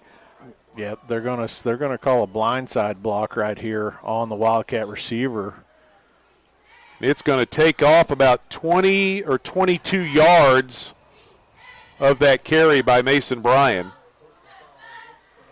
There was a time as a receiver they used to call it crack blocks. Todd probably remembers that, where that linebacker, that outside linebacker, would be running with his head looking in the backfield pursuing the play. And as the wide receiver, you come down and you blast them with a block. Well, they've changed some rules in football over the years to kind of maybe create some player safety. And you can't blindside block guys like that anymore.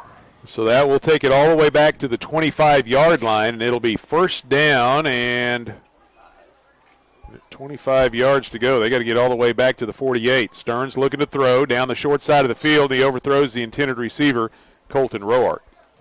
Roark trying to keep a foot in bounds there, reaching out as far as he could. Ball a little out of his reach right at that Wildcat sideline. So second down and 25.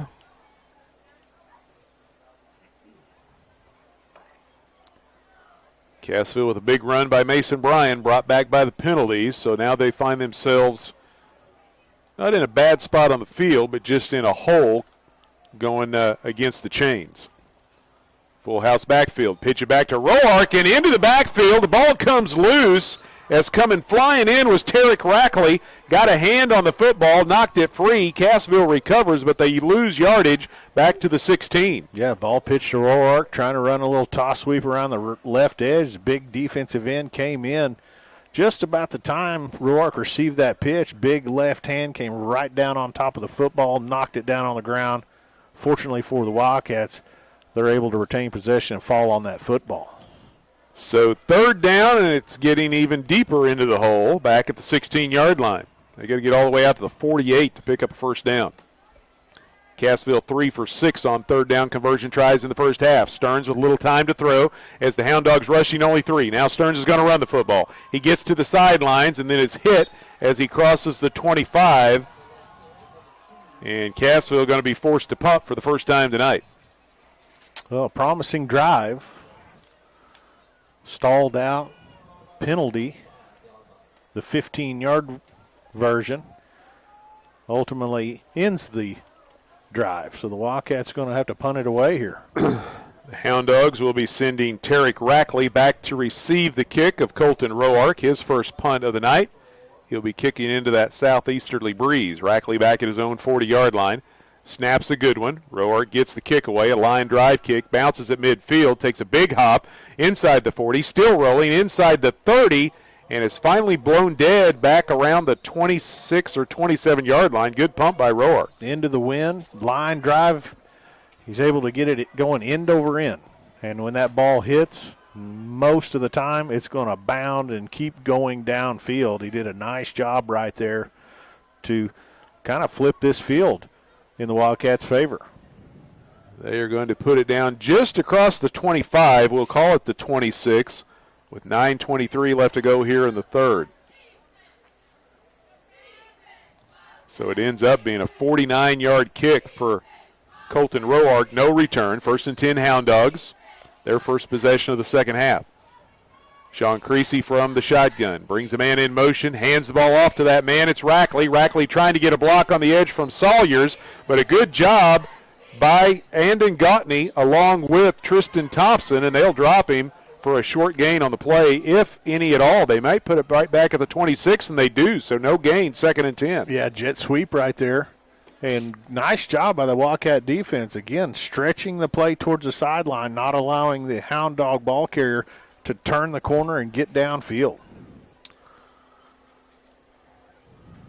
Clock rolling at 8:50 left to play, third quarter. Cassville leading 28-7. Hound Dogs with the football, first possession of the second half. Twin receivers right and left this time for the Hound Dogs. Creasy resets one of his receivers on the left edge. Now he rolls to his right, fires it over and into traffic. The catch is made between the 35 and 40 by Braden Allen, and then he is tripped up out at the 40-yard line for a Hound Dog first down. Good play there. Creasy rolling to his right, coming back to the middle of the football field as Allen just found a soft spot, catches the football. First down yardage, good tackle out there by Camden Beebe to stop what looked to be a big gain. It's a gain of 14. 1st and 10 Hound Dogs. Again, twin receivers right and left. Mooningham all alone in the backfield with Creasy. Bryan showing blitz. Here he comes from the backside. Gets to the quarterback, but he unloads the ball to Mooningham. Mooningham with a blocker in front across the 45 and is stopped just shy of midfield. Yeah, big pressure from the backside by Mason Bryan there. Creasy just able to get rid of the football. Another nice gain there on first down. Hound Dogs moving the ball. So it's a pickup of 9 on the pass completion to Mooningham. 2nd down and a yard to go. The ball at the Hound Dog 49. They come with 3 receivers wide to the left this time. Creasy. Inside handoff, new ball carrier as the Hound Dogs give it to Treston Lopez. His first carry of the night. And he's going to get just enough to move the chains again, working his way over towards that Hound Dog sideline on a second short. Lopez able to get just across the yardage needed for the first down. He goes from 149 to the other 49, a gain of 2. 1st and 10 Hound Dogs in Cassville territory. We're down to 7 minutes left to play third quarter. Wildcats leading Aurora 28-7, but the Hound Dogs moving the football. They bunch up a whole bunch of receivers over there on the right side. That's the narrow side of the field. Now Rackley comes in motion. They fake the pitch to him. Creasy's going to run. Nowhere to go, though, as Thompson gets to him at the 50 and brings him down for a loss. Yeah, really nice job, especially on that defensive line. Sizemore, Yang, and the linebacker Thompson. Nowhere for Creasy to go. Trying to follow a couple of blockers around that left edge. Really nice defense there by the Wildcats. So 2nd down and 11 now for Aurora. The ball back at the 50-yard line. Creasy gets the play from the sideline, brings it back in, relays that to his teammates. Cassville staying with the four-man front. Hound Dogs up to the line of scrimmage. Twin receivers right and left. Mooningham goes in motion. Creasy rolls and fires it over the middle. The ball tipped off the fingertips of Thompson, but nobody there to where the ball fell down. It goes incomplete. Thompson, nice job getting out in coverage from his linebacker position, trying to throw it just over his head. Thompson had a big pick six last week.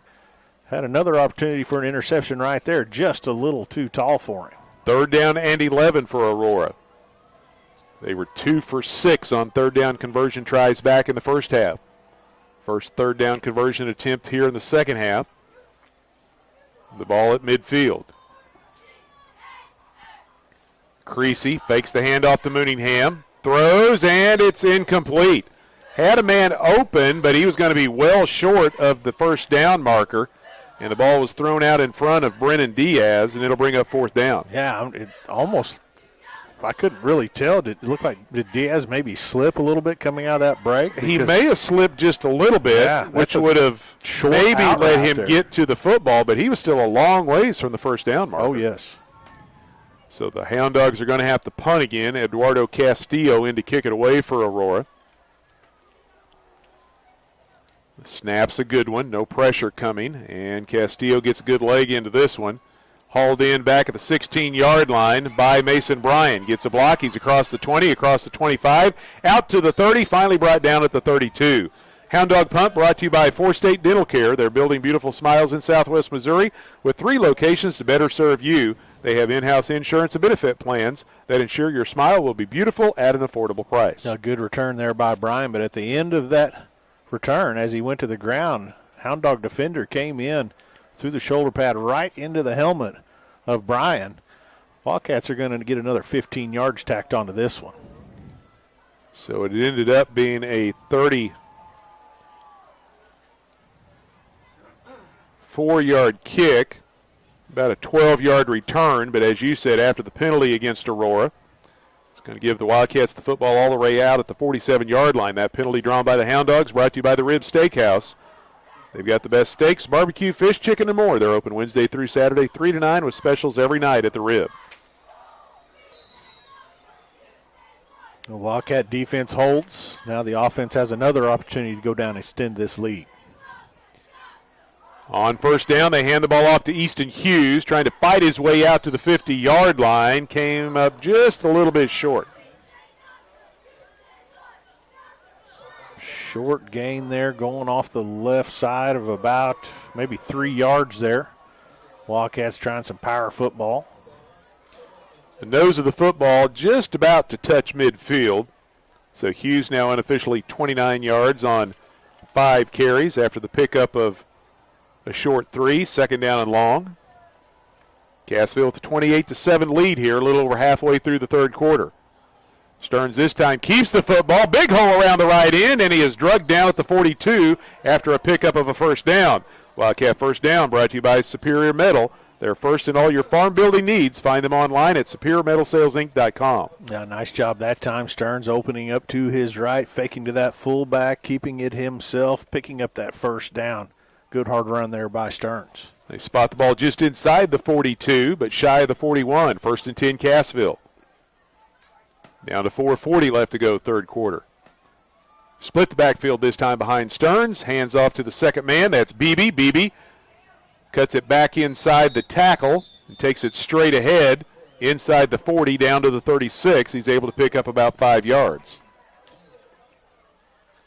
Yep, 5 yards on first down. Again, power off the right side. Maybe got a little more than 5, but good run there on first down by Beebe. Another hard run. So 2nd down and 5 for Cassville. Bredesen and Roark go wide to the left. Football spotted on the right hash. Cassville headed towards the south end zone. Now Bredesen comes back around to the right side, the short side of the field. Up to the line of scrimmage. Reset the tight end. Stearns takes the snap. Hands it off to Beebe. Gets a blocker out in front, but it stood up at the 35-yard line and then is driven out of bounds.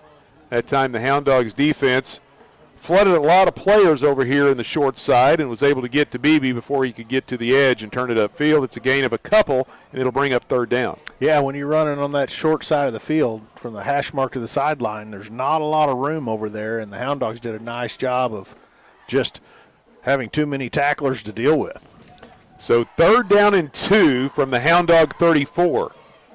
Closing in on 3 minutes left to go here in the third quarter. Cassville on top 28-7. Stearns to Hughes right up the middle. No, he keeps it and hands it around the right end, and he's got opening down the sideline and takes it to the house. What a great ball fake by Jaron Stearns. He had me completely faked out. I thought he gave it to Hughes, but then he bounces to the edge, and it was off to the races, and the Wildcats add to their lead. Yeah, we've talked about it, the job he does with ball handling, faking, and another nice job faking right there, riding Hughes all the way to the line of scrimmage, pulls it out.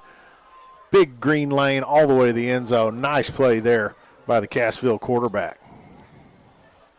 34-yard touchdown run for Jaron Stearns, his first score of the night. He becomes the 4th different Cassville player to score a rushing touchdown. And now the extra point by Preston Driscoll is on the way and good. And the Wildcats lead it 35-7 here with 3 minutes left to go in the third quarter. Wildcat touchdown brought to you by Willis Insurance on the square in Cassville. You can call their Cassville office at 847-3300.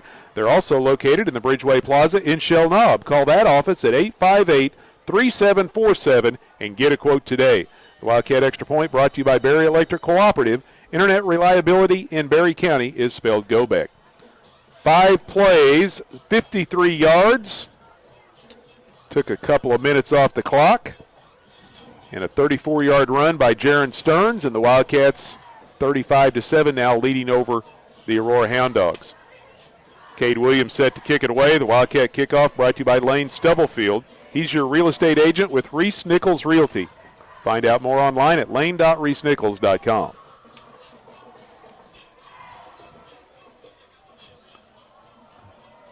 Three minutes, 6 seconds remain in the third. Wildcats extending that lead, doing precisely what they wanted to do here in the third quarter. Diaz and Parnell back at their own 15, awaiting the kick of Williams. This one headed towards Cody Parnell. He'll get his first chance to return from the 15. Brings it between the hashes, has got some room across the 30, out to the 40, and finally hammered down by the kicker, Cade Williams, out at the 41-yard line, and he's feeling pretty good about that fired tackle. Up, yeah, getting right in the middle of it. Doesn't get a lot of chances to put a shoulder pad on somebody, but he did right there, and he's pretty excited. Yeah, usually it never gets back to the kicker, and usually if it does, it's not a good thing. But that time it worked out okay for Cassville as they bring down Parnell at the 41-yard line. 1st and 10 Hound Dogs. Creasy from the shotgun. 3 receivers to the right, 1 to the left. He'll pass out to the right. Catch is made by Rackley at the 47. Trying to get to the 50-yard line. Cassville defense is going to bring him down right at midfield, but a nice pickup on first down. You know, Creasy throws a nice ball. Occasionally he's a little inaccurate, but most of the time when he throws it, he's putting it right around his receivers. And nice tight spiral this time, nearly picking up a first down. It's a gain of 9. 2nd down and 1.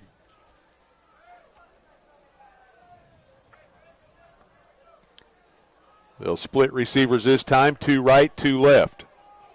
Creasy hands it off to Mooningham. Mooningham takes it inside the tight end along the right side and dives into Cassville territory down to the Wildcat 49. He'll pick up the first down. It gave him a pretty good spot. I know it was a short gain, but they're going to move the chains anyhow.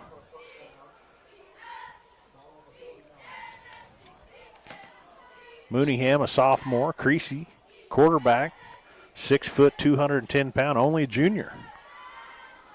So the Hound Dogs have some things for the future for sure. Sean Salyers, who had been one of his favorite targets a couple of weeks ago and leading up to this game, he has yet to catch a pass tonight. He's only a junior as well. And if you look at that roster, Rackley only a junior. There's some large offensive linemen in the 10th grade coming on. So Hound Dogs having a rough one this year, but they look to have some players coming along. They do not gain anything. In fact, lose about a half a yard on first down back to the 50-yard line. So second down, we'll call it 11. Down to a minute 43 left to go in the third. Creasy with a quick pass down the line of scrimmage. The catch is made over there on the Hound Dog sideline by Braden Allen, but it's going to go for a gain of only a yard, and it'll bring up third down. And I think that was Sky Yang, defensive end, getting out there right down the line of scrimmage, tackling a receiver over near the Hound Dog sideline. That's impressive when you've got defensive linemen getting all the way out there to make plays. So third and looks like almost 11 yards for the Hound Dogs. The ball right at 50-yard line. Big third down play right here in the closing 60 seconds of quarter number 3. Cassville leading 35-7. Creasy has some time, steps up, throws a pass. It's caught at the 40-yard line. The reception made downfield by Sean Salyers. We were just talking about him, and he gets his first catch of the night, the big 6'3 receiver, and it picks up a first down. Tall, lanky receiver. 3 receivers on this side, the wide side of the field. Salyers running a slant route, just got kind of behind a linebacker in front of the safety. Got enough yardage for that first down. 40 seconds remain here in the third. So first and 10 from the Cassville 37. 5 receivers this time for the Hound Dogs. Creasy all alone in the backfield, and he's looking deep. He goes to Rackley, who's covered by Gautney, and the pass is overthrown, incomplete. Yeah, Creasy may have been feeling a little pressure right there. Stepping into that throw, well overthrown there. Nice coverage by Gautney. Deeper than the wide receiver. Incomplete pass stops the clock with 25 seconds left to go here in the third quarter. Cassville on top 35-7. Second down and 10, Hound Dogs at the Cassville 37-yard line. This time they come with 4 receivers, 2 right, 2 left. Mooneyham stays in the backfield with Creasy. Creasy's going to throw, though, and the pass is nearly intercepted as Easton Hughes, covering from his linebacker position, dove in front of the intended receiver and knocks it away. Yeah, nice play. Again, another Wildcat linebacker getting out in the flat in coverage. Hughes, if he's able to stay on his feet, I mean, if he picks that off, there is nobody out in front of him, but really nice play nonetheless. So third down and 10, Aurora. Another key third down play. They've already converted a couple of times on this drive. We'll see what they can do here.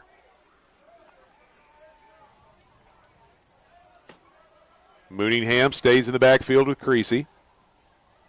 Now he'll go in motion to the right. Creasy steps up in the pocket, may have been across the line of scrimmage, throws downfield. It's caught at the 26 by Allen for a first down, and they say he did not cross the line of scrimmage, and the Hound Dogs move the chains. Creasy showing the ability to create, as we saw right there. Good coverage in the secondary, but you can't cover them forever. Creasy creating some time for himself, and a wide receiver getting open right at the sticks. It's a gain of 12 down to the Cassville 25, and that'll be the final play of the third quarter as we head to the fourth. Cassville leads Aurora 35-7. We'll take a break and be back with the final 12 minutes. You're listening to Big 8 Football here on the Talon Network.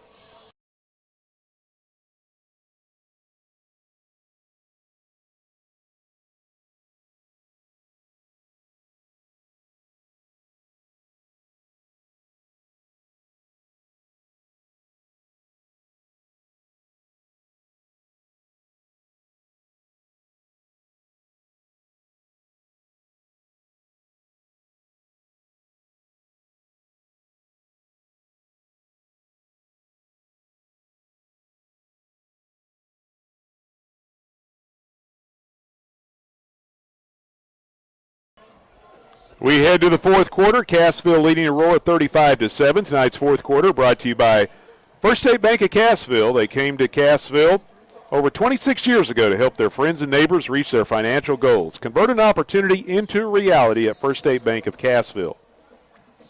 Hound Dog football at the Cassville 25 as we get ready for the fourth quarter.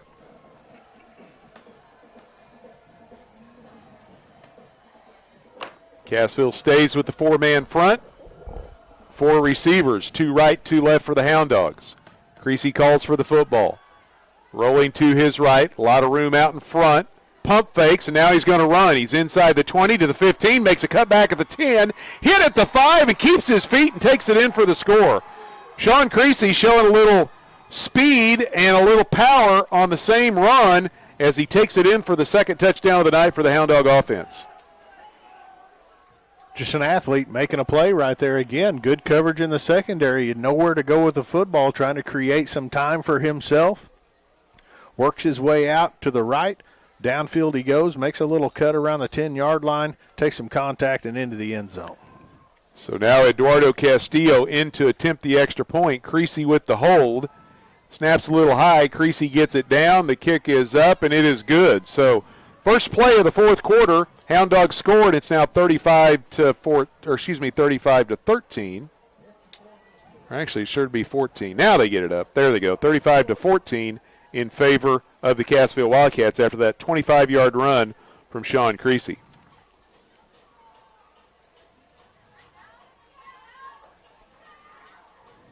So both of the touchdowns tonight for the Hound Dogs have come with the ground game, the other one coming from Memphis Mooningham. The Wildcats will get the ball back now, with, for all intent purposes, the entire fourth quarter remaining here. Mace Bredesen and Camden Beebe going to drop back deep to receive the kick. But the Wildcats remember that onside kick try by the Wildcats earlier as they put a couple of good hands people up there on the front line.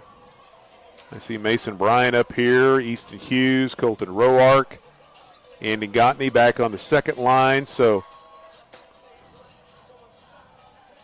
we'll see what the Hound Dogs want to do here. Castillo tees it up and gets ready for the kick. And he does boot this one right down the middle of the field. Beebe's going to haul it in, or will he? Yeah, he drops it, picks it up back at the 4, comes out of the pack with it across the 10, and is going to be stopped before he can get to the 15-yard line. For a minute, I thought he was going to let it go in the end zone, but then he tried to scoop it up, bobbled the football, still was able to get about 8 or 10 yards on the return, but Cassville is going to start deep in their own territory. Yeah, lost his footing a couple of different times trying to get to the football. Was able to make the first guy miss and work his way out to give this offense some breathing room. Looks like they're going to put it down at the 14-yard line. Cassville 1st and 10. Wildcats with the 35-14 lead early on here in the fourth quarter. Twin receivers to the left, the short side of the field. Split backfield behind Jaron Stearns. And the Wildcats running the ball on first down. Big hole over the right side. Coming blasting out of the backfield, the Cassville ball carrier Mason Bryan takes it out across the 20 to the 21 for a gain of 7. It'll bring up second down and short. Well, nice job. You got to win the battle on first down in this Wildcat offense, and they've done a good job of that overall tonight for sure. There's some big guys in that defensive front for Aurora, and the Cassville offensive line, for the most part, has been doing a good job making holes for those running backs. Second down and 2. This time they come to the short side, and Easton Hughes is tripped up before he can get to the 25. But it looks like he has enough for the first down. And now they signal first down Wildcats. Wildcat first down brought to you by Superior Metal, their first in color selection. Find them online at superiormetalsalesinc.com. Yeah, it looked like Hughes and Bryan got their feet tangled up there as Bryan was trying to lead block for him, kick a man out, and Hughes tried to cut up inside of that, and I think they got their legs tangled up. But Hughes able to fall across and pick up the first down. Stearns this time from the shotgun, and the ball is snapped low, and he loses yardage back to the 15. That's the first time we've seen him try that tonight, and the snap was low, and we got a Cassville offensive lineman getting up limping as the Wildcats end up losing about 9 yards, and it'll bring up second down and close to 20.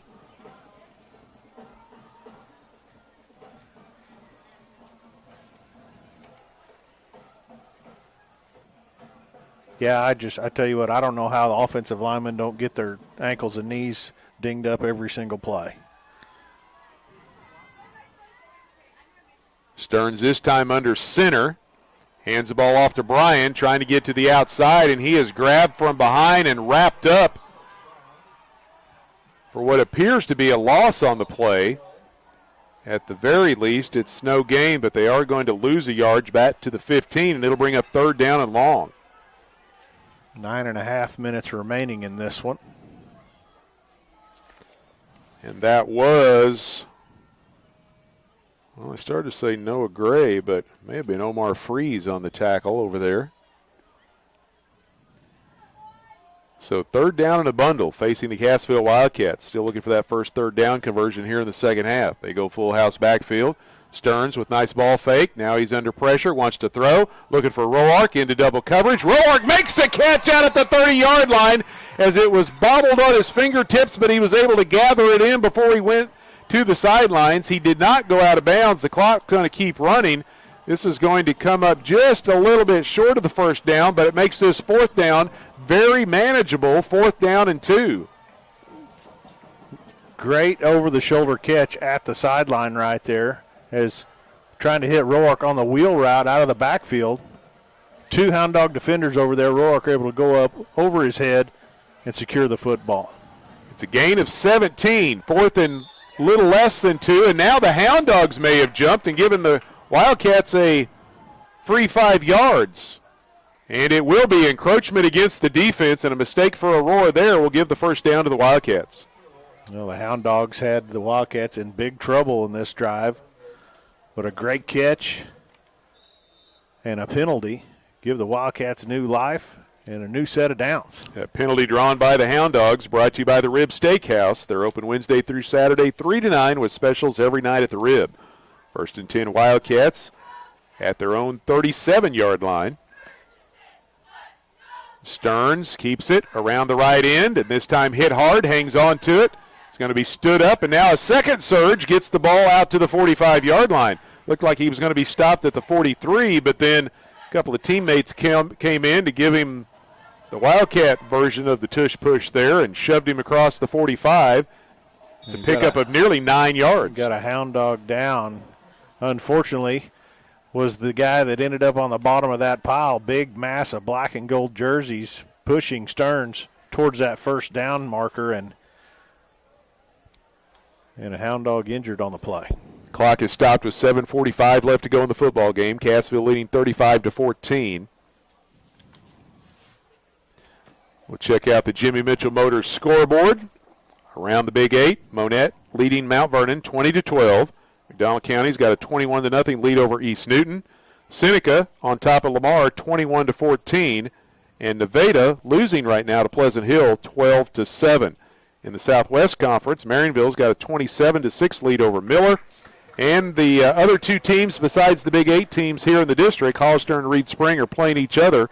And we had a halftime score. Reed Spring looking for their first win of the year. They lead Hollister 21-16.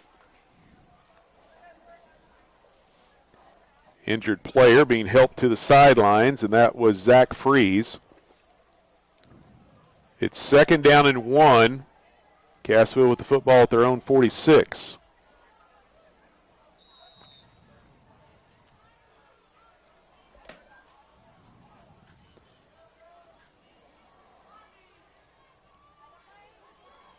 Wildcats taking a little time now, coming out of the huddle. Clock is their friend. The handoff to the tailback.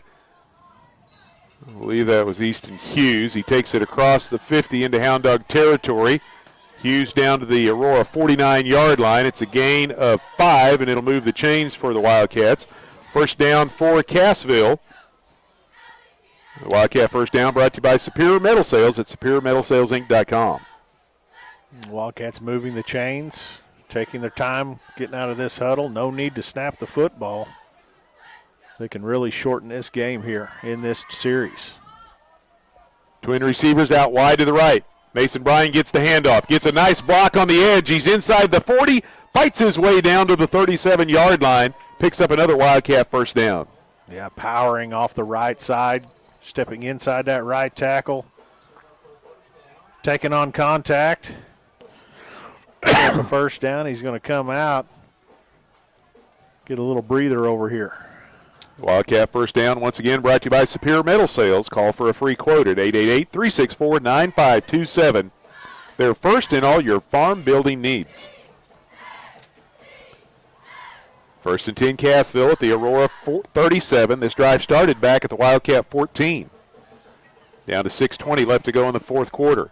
Easton Hughes this time off left tackle. Dives down to the 30. Lowers those shoulder pads and takes it strong for a gain of 7.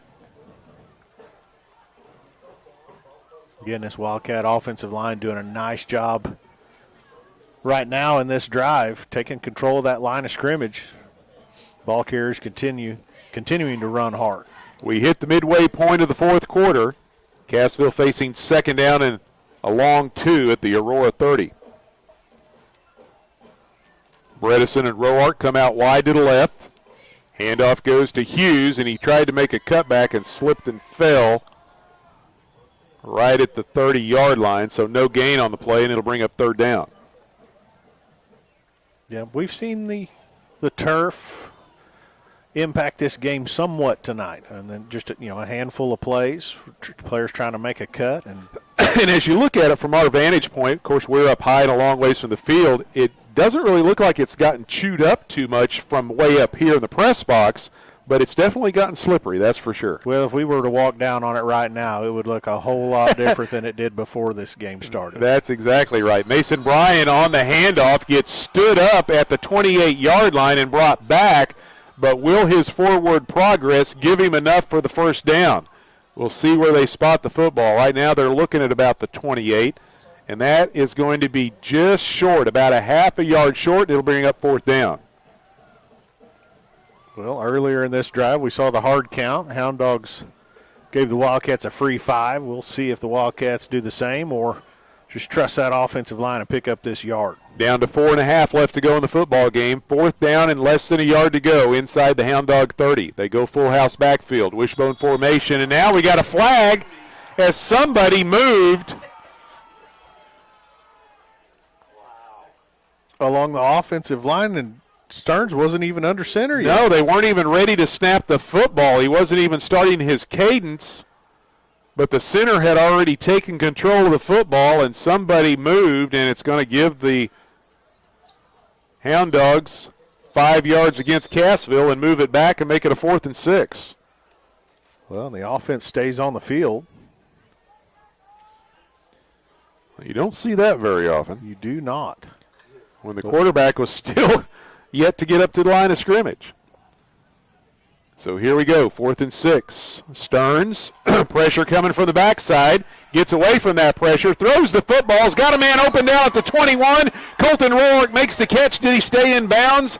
The side judge comes in and spots the football, and that'll be good for a first down. Yeah, great job by Stearns there, eluding the pressure, had to outrun the defensive end, running to his left towards that Wildcat sideline. He was able to turn those shoulders. Roark coming back to his quarterback, calls for the football. Stearns delivers it right at the sideline. Good throw, good catch there by Roark to keep the chains moving. A good throw on the run and a great catch along the sidelines by Roark. 1st and 10 Cassville.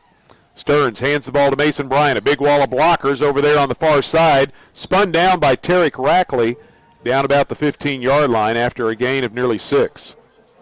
Bryan doing a nice job of using those linemen, those blocks ahead of him. Got right in there behind him, saw a little crease, able to step through it and have a nice gain there on first down. 2nd down and 4 for Cassville. Unofficially, Bryan on that carry goes over 100 yards on the night. We're down to 3:10 left to play here in the fourth quarter. Cassville leading 35-14. Bredesen and Roark come wide to the left.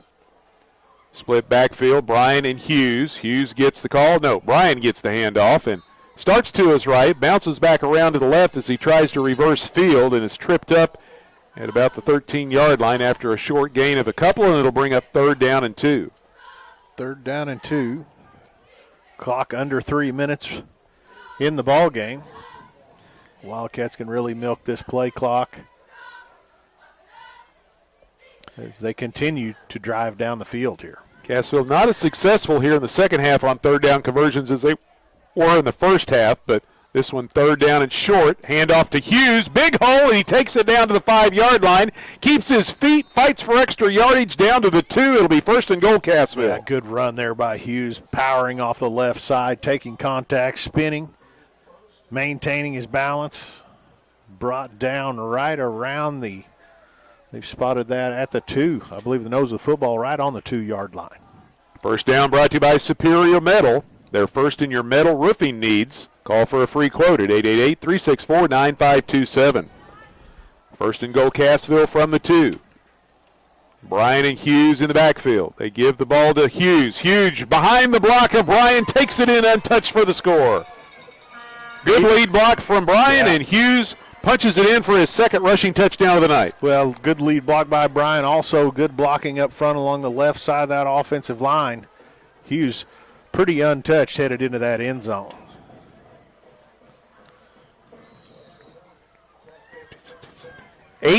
Play drive, 86 yards.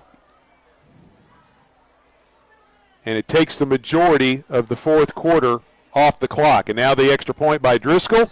And the kick is up, and it is good. The Wildcat touchdown brought to you by Willis Insurance in Cassville, on the square, in Shell Knob, in the Bridgeway Plaza. Willis Insurance, your trusted choice insurance agent. Stop by and get a quote today. The Wildcat Extra Point brought to you by Berry Electric Cooperative. If you suffer from buffering, call GoBeck. Internet reliability in Berry County is spelled GoBeck. A 9.5-minute drive. That's what you call shortening the game, Sammy. Gets it down to under 2 minutes left to play here in the fourth. That's what the Wildcats were able to do right there. They worked their way out a little bit of trouble. Got way behind the chains early in the drive.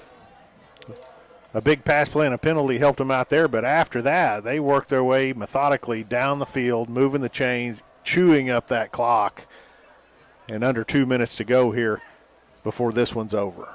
Cade Williams tees it up. Nope, we got a new kicker right now for the Wildcats, and that is Diego Eros. He was fighting for the kicker duties early in the year but got injured, and he's going to kick it off here. The Wildcat kickoff brought to you by Lane Stubblefield, your real estate agent with Reese Nichols Realty. Find him online at lane.reesenichols.com. Brennan Diaz will bring it out from the 8-yard line for the Hound Dogs. Across the 20, out across the 25, is stood up at about the 21 or 22. And that's where the Hound Dogs will take over with 1:48 left to play. A nice pursuit in the kicking game right there by the Wildcats. Good kick by Eros.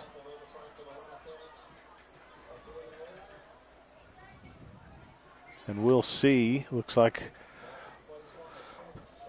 maybe some new faces on the defensive side of the football for the Wildcats. They put it down at the 27-yard line. First and 10, Hound Dogs. Yeah, I see a couple of clean jerseys out there already. Now I see a couple of more being added to it, mostly in the linebacking core. Creasy has Mooningham in the backfield, splits twin receivers out wide to the left, now brings Sawyers in motion, calls for the snap, looking down the middle of the field. Cassville putting pressure on him, and they try to go backside to Sawyers, and the ball is thrown behind the intended receiver, incomplete. Yeah, big-time pressure. You had Ricky Norris, also Ethan Sizemore. Those two guys, big D tackles still in the game, putting pressure on Creasy. And Mace Bredesen, the ball was overthrown, and Mace Bredesen broke on it and had the best chance to catch that football. Incomplete pass stops the clock with 1:42 left to go. Second down and 10, Hound Dogs at their own 27.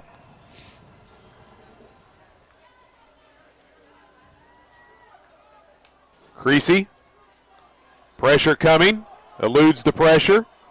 Now he's going to try to run, and is run out of bounds at about the 26, and that's going to be a loss of 1. Again, nice coverage in the secondary. Nowhere for Creasy to go with the football. Forced to head to the sideline, stopping the clock with 1:36 remaining here. It's going to bring up third down and 11. That initial pressure was being brought by Tyler Hodge. He forced Creasy to come out of the pocket. Third and long facing the Hound Dogs. They've only converted 1 third down here in the second half. They send 3 receivers out wide to the left. Pressure coming from the backside. Creasy rolling away from that, lets the pass go. The catch is made by Salyers out across the 35 at the 36, but that's going to be short of the first down. Going to bring up 4th down and about 3 here. And the Hound Dogs are going to take a timeout right here with 1:16 remaining in the ball game. It was a gain of 10 to the 36. The timeout on the field brought to you by Security Bank of Southwest Missouri. Everyone has debit cards, ATMs, and mobile banking, but at Security Bank, you sit across from a neighbor and a decision maker. Security Bank has all the newest banking features with the same hometown service. Security Bank of Cassville, Wheaton, and Exeter, member FDIC.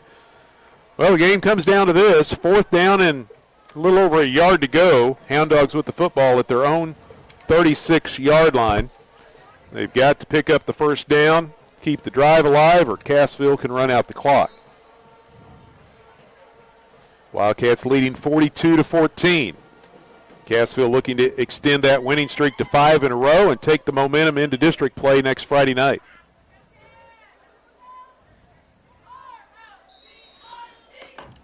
Both teams back up on the line of scrimmage. 5 receivers for the Hound Dogs, 2 to the left, 3 to the right. Creasy is going to run. A flag comes out. He's got the first down. Is drugged down at the 41-yard line, but we'll see what this flag is about over here on the Cassville sideline, thrown right around the line of scrimmage.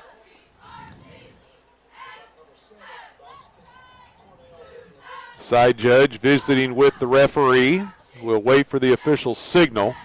It's in a spot, though, that looks to be against the Hound Dogs, but yep, we've got an illegal shift against Aurora, so that's going to turn that 4th and 1 into a 4th and 6. Penalty against the Hound Dogs, drawn by Aurora, brought to you by The Rib Steakhouse. They've got specials every night at The Rib. They're open Wednesday through Saturday, 3 to 9, with the best steaks, barbecue, fish, chicken, and much more.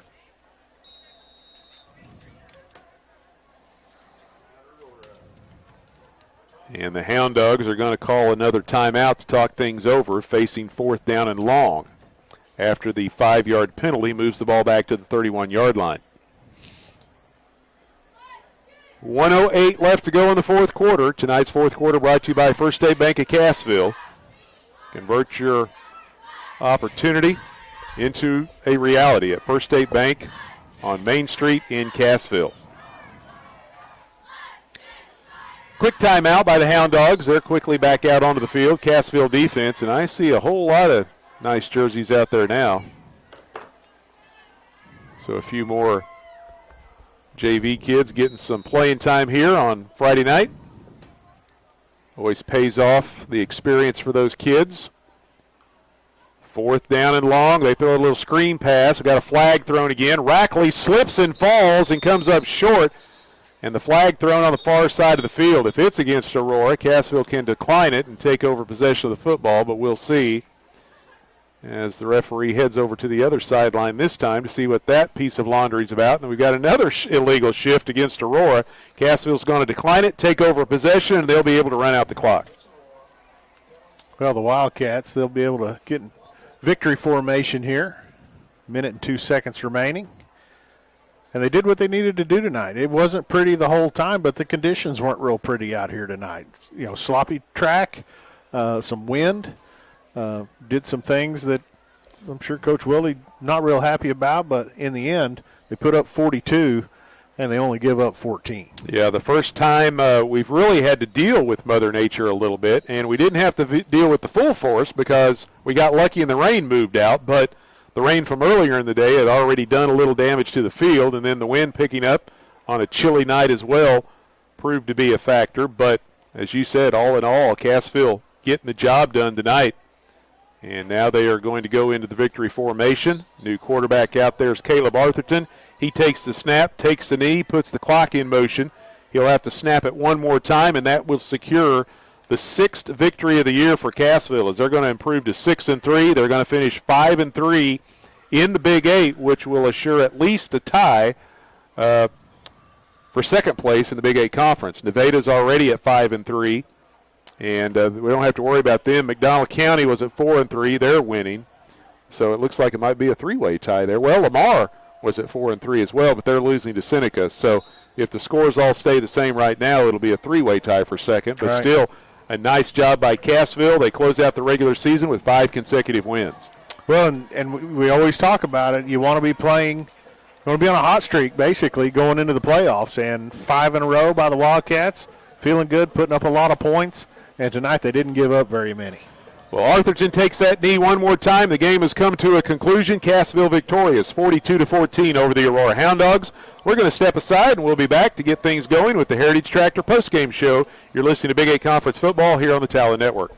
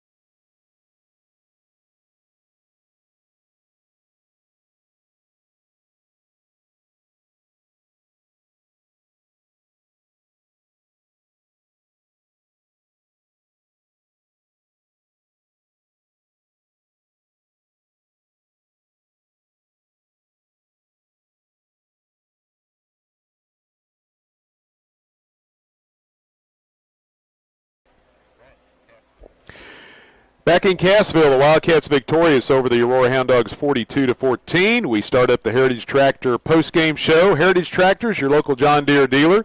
They have new and used equipment for your backyard, farm, and ranch. They've got equipment ranging from construction, compact utility tractors, to mowers and recreational vehicles, and they'll work hard to find the right products for you. Stop by your Heritage Tractor location or visit them online at heritagetractor.com. Cassville led 28-7 at the half, as they got touchdowns in the first half on a run by Easton Hughes, a pass from Jaron Stearns to Jaden Castleberry, and a 30-yard run by Mason Bryan, and a run by Camden Beebe. The Hound Dogs got their touchdown in the first half on a run by Memphis Mooningham. Then in the second half, the Wildcats scored two more at 3:06 of the third quarter, a 34-yard run by Jaron Stearns, and that capped off a 5-play, 53-yard drive, made it 35-7 Wildcats. The Hound Dogs answered early in the fourth quarter. In fact, the first play of the fourth quarter, a 25-yard run by Sean Creasy, capped off a 9-play, 59-yard drive, and it was 35-14. But then the Wildcats sealed it with the touchdown at 1:56 left to go in the fourth quarter. An 18-play, 86-yard drive that took over 9.5 minutes off the clock. Easton Hughes went the final 2 yards, and our final score 42-14 Wildcats. Well, that's what we talked about before this game started, was taking care of business. You're on a bit of a heater right now, 4 in a row, now 5. But the Wildcats came out, they executed in the first half. There are some things, again, a little sloppy, some penalties still, plaguing the Wildcats a little bit. But the conditions weren't great. You can make excuses, whatever. You won the ball game. You keep the momentum going into Halloween night with the first round of the playoffs. Looking at the final team stats from tonight's ball game, the Hound Dogs, who finished the regular season with a record of 2-7, and they go 1-7 in the Big 8. They go 22 rushes tonight for 95 yards. They complete 12 of 22 passes for 111 yards. Hound Dogs finished with 206 yards of total offense, 11 first downs. They turned it over once on an interception. They were penalized 6 times for 45 yards, and they punted 3 times for a 30-yard average. Cassville, 40 rushes for 316 yards on the ground, 7 of 13 through the air for 73 yards for a total of 389. Wildcats picked up 20 first downs, did not turn the ball over. We talked about that in the keys to victory, not turning the ball over and winning the turnover battle. Well, they do that. Hound Dogs turned it over only once, but Cassville didn't turn it over at all. Penalties, 5 against the Wildcats for 55 yards, and they only punted once for a 49-yard kick tonight on that one punt. So the Wildcats improving to 6-3. They finished 5-3 in the Big 8, and now it's on to week number 10 in district play. Next Friday night, the Wildcats will be back here at Wildcat Stadium, and it looks like they're going to be taking on Reed Spring, but we'll have to wait for those official district standings to be released by Misha. They'll do that later tonight, but looks like the Wolves are going to be coming to town next Friday night. Yeah, and Halloween night, spooky night, ought to be a fun game out here. Should be a lot of fun. I'm sure some of the student bodies will be dressed up for the occasion as well. You see that a lot when the holidays factor into football games, so we'll be looking forward to that.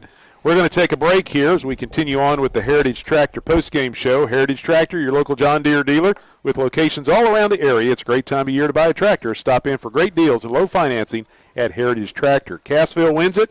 Final score, the Wildcats 42-14 over Aurora. You're listening to Big 8 Football here on the Talon Network.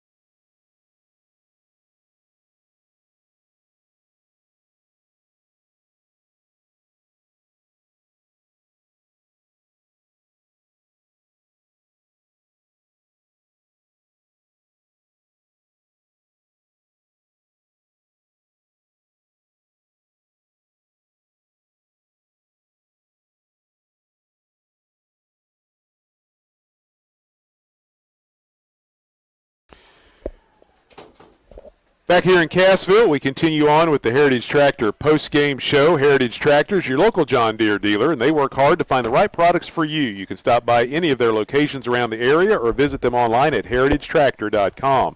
Time to hand out our post-game awards. We'll first start with the hard hit of the night.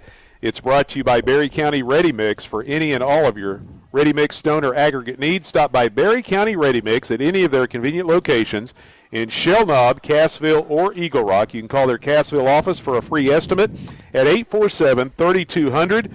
Well, Ricky Norris and Colton Roark were the two guys that threw their name in the hat tonight for the hard hit, but the one by Ricky Norris in the first half that you could hear the crack up here in the press box with our headsets on, and Ricky Norris gets our hard hit of the night as he put the big hit on the Hound Dog running back.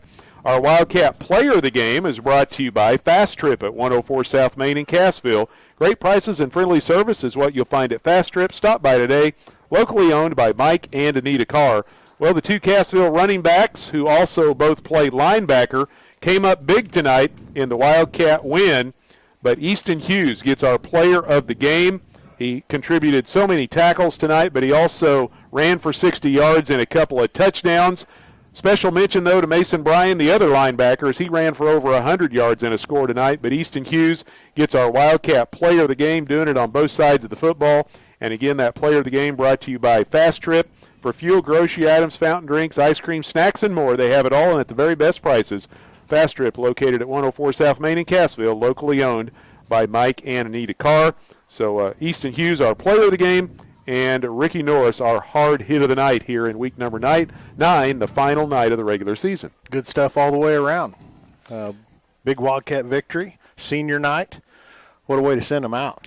A couple of other finals around the Big 8. We check out the Jimmy Mitchell Motor Scoreboard Show. Find out more at jimmymitchell.com. McDonald County goes to East Newton and beats the Patriots 28-0. And Seneca gets upended at Lamar. The Tigers stunned the Indians 29-28. We had heard, though, that Seneca is without their quarterback. He had got injured. Lamar lost their quarterback a couple of weeks ago. So Lamar stunning Seneca and keeping them from that undefeated regular season as Lamar beats the Indians 29-28. That's our other final. We've still got some other games that we'll try to see if we can get some finals before we get off the air tonight. We still have to visit with Coach Weldy as well. But Seneca, the defending runner-up a year ago, well, actually back-to-back runners-up in Class 3. They were unbeaten, but they go down to defeat at Lamar 29-28. And like we always talk about, you can never take anything for granted when you go on the road in the Big 8 Conference. Absolutely not. 2-point conversion for the win for the Lamar Tigers tonight. So, big win. They had a rough second half after they lost their quarterback in the Mount Vernon game. They had lost a couple of ball games, but on senior night, they closed it out with a big win over Seneca. We're going to step aside one more time as we continue on with the Heritage Tractor postgame show. You're listening to Wildcat Football here on the Talon Network.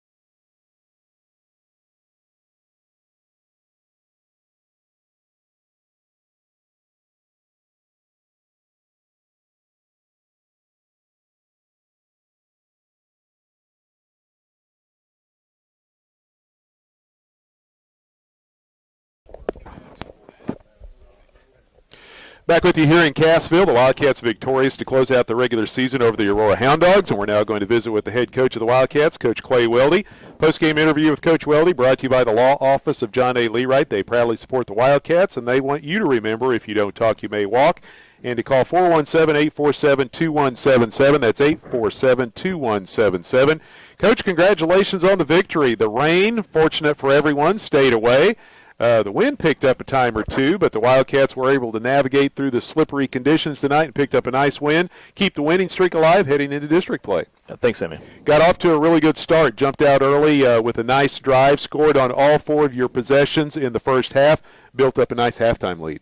Yeah, I thought offensively played really well tonight. You know, Aurora has a lot of big defensive linemen and some good DBs, and the linebackers are pretty big, so I was concerned, especially if it's going to be, a rainy, muddy game, how we're going to handle their size. But luckily, the weather held off. It was actually a really nice night, football weather, definitely cooler night, and it was a little damp, and it feels a little soft, but not too bad. But I thought up front we played really well tonight, and our backs all ran hard, and they were trying to take away Cole, so our backs had a big night, and Cole had some catches, but didn't have the big one tonight. But I thought we had a lot of good runs, and a lot of it had to do with how we were blocking up front.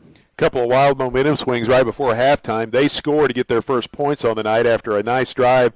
Took them 6 minutes, but they drive it 76 yards and punch it in. They go for the onside kick. Doesn't work. You get the ball back with a little time left, and you score again right before halftime. So a little momentum went their way, but then you take it right back, headed to the locker room. Yeah, they tried an onside kick, and it gave us a short field, and our kids executed, hit a few pass plays on the sideline, and then had a couple runs time we needed to, and got some timeouts, and ended up scoring right for half. And it's always good, I feel like, to get momentum going in the halftime. Then we were getting the ball, starts the second half, and we came out and had a decent drive going, had a big penalty that set us back, and so we weren't able to double points up. But overall, it was a good way to execute the first half. You could see their defense came out a little bit more fired up after getting that touchdown late in the first half to start the second half. And as you said, a penalty and then a forced punt. But then your defense steps up and makes them punt the ball right back to you, and then you add another touchdown and then seal it off with a 9+ minute drive there in the fourth quarter. Yeah, and they have some momentum going, and like the Creasy kid's a good quarterback, and the Mooneyham's a good running back, and Allen kid's a good receiver, and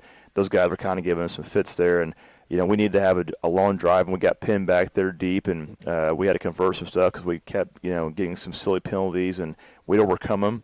And we had a nice drive to end the game, what I was hoping for, the nice kind of grinder drive, ran the ball through when we needed to, and ended up scoring and getting us to that 42. Yeah, you get back way behind the chains on that 3rd and +20, but then a great throw and catch from Stearns to Roark makes the 4th and short manageable, and you end up picking up the first down and keep the drive moving. Yeah, and that connection has been so good for us all year. And Cole's made so many good catches, and that was another good one. And Jaron kind of went out there and kind of threw him open. I said, Jaron does a good job throwing him open at times, and so it was a great play by those two guys, and it kept a drive going. We were able to get them to jump off sides on the 4th down and convert it, and then hit another 4th down conversion after another penalty. We still are doing dumb things to hurt ourselves, but we're playing good. If we can clean those things up, I think we'd be a lot better team. 4 different guys score rushing touchdowns again for you tonight. Stearns, Bryan, Beebe, and Hughes had 2. All those guys contributing 50 or more yards rushing, led by Mason Bryan as he goes over the century mark tonight. But a great job by all of those guys running the football, and it really started up front. Your offensive line did a really nice job tonight against the Hound Dog defense. Yeah, and we try to move the ball around. We usually have 5 to 6 guys carry the ball in a game. That's kind of our plan, and all those guys ran really well and ball for one another. But and Chance Freedom got a carry, and he was excited. We had a play for him this week, and senior night, he had a nice big carry and almost popped one. But I just thought, to me, this tour offense was how we played up front. We were just getting big holes for our running backs. We're getting, we were doing a lot of good things up front. And especially, we weren't really sure we were going to see defensively for them. They kind of bounced in different fronts, and they moved around a bunch, and our linemen did a great job tonight. Yeah, you talk about Freed with his first carry, and Jaden Castleberry gets his first catch for a touchdown. Yeah, he came to the game, had a catch or two, and then he had a couple nice catches tonight. Had a nice one over there going right for halftime that gave us a close right for the touchdown. So he had a big night, really nice catch in that touchdown there in that end zone. He kind of toe tapped as he's getting hit. It was a really nice play, and I'm really proud of him. We talked about in the pregame tonight about the keys to victory, and on a night like tonight when the playing conditions you knew were probably going to deteriorate as the night went along, turnover battle has to be won. And the Wildcats, there was only one turnover tonight. There was a couple of balls got on the ground, but teams were able to recover it. But the only turnover goes against the Hound Dogs as an interception for the Wildcat defense. Yeah, and the Allen kid's a good receiver, and Creasy threw one up to him, but Colt's a really good receiver too, and he plays corner for us, and he went and made a nice catch and got a pick for us, and it's the luxury of having a really good receiver who plays corner. That if the ball goes up there and it's a jump ball or a ball where it's a 50-50 ball, I feel really good about Colt coming down with it. Defensively, there were so many guys that had outstanding games tonight, but I want to focus on a couple of your linebackers because we just talked about them having a good night running the football, over 160 yards combined and 3 touchdowns between Mason Bryan and Easton Hughes. They were all over the field tonight defensively coming from those linebacker positions, not only stopping the run but also in pass coverage. Yeah, they're knocking balls down to them balls and making a lot of plays on the edge, and those two keep getting better and better. And Easton's kind of playing himself into shape. He missed the first couple games of the year, and it's like every week he gets better. And I think Mason's playing better. He missed all of last year, and as he's getting more confidence in himself and getting back to swing of things, he's been playing really well lately. And so is Tristan Thompson. He's had a really good year too as well, linebacker. So, we feel like we got 3 good linebackers, and we feel like all 3 levels of our defense we have good players. Yeah, your edge guys played really well tonight too. Not only getting pressure, forcing Creasy to run around a little bit, but one time Sky Yang was all the way over on the sideline in pass coverage on a guy coming out of the backfield. So those guys have really improved over the season as well. Yeah, Sky. There was a time they ran a little now screen, and Sky went there as on a tackle. So he played well at times tonight, and we rolled in Vaughn Thing, and then we have Tyler Hodges, a freshman, has played the last 2 weeks at some D line, and he's been doing a good job. And we like Sizemore and Gunnar Knight and Lynn, those guys, those big guys, and Ricky Norris are playing inside and been playing really well for us as well. Well, the new season begins next Friday night. Cassville will be back here at home. District play begins. It looks like it's going to be the Reed Spring Wolves coming to town. Yeah, I don't know much about them right now, to be honest with you, but I think it'll be exciting for the coaches and the players to see something different. Our district, the way it's set up, there's so many opportunities to play somebody again.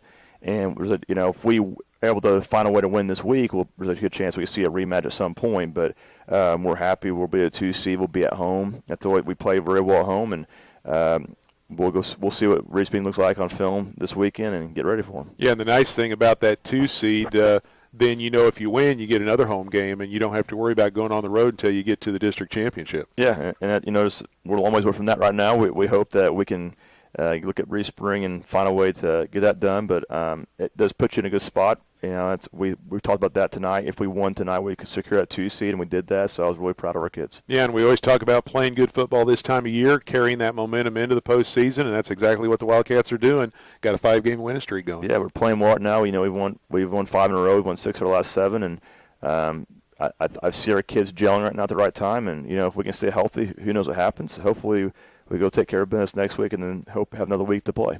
Well, Coach, we appreciate your time here in the postgame as always. Congratulations on the win. We'll catch up with you again next week as we get ready for districts. Thanks, Sammy. Hey, Coach Clay Weldy joining us here on the postgame interview. It's brought to you by the Law Office of John A. Leewright. They proudly support the Wildcats, and their professional personnel believe in your rights to a fair hearing and representing you with the utmost expertise, integrity, and excellence. Call them at 847-2177.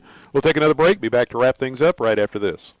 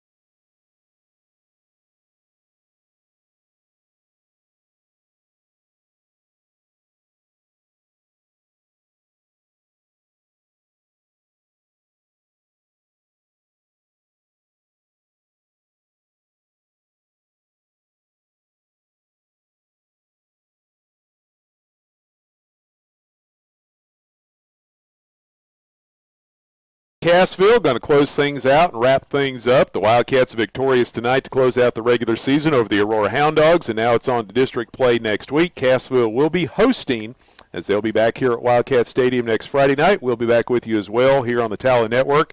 Again, remember, if you want to watch the game next week, you'll have to go to mshsaa.tv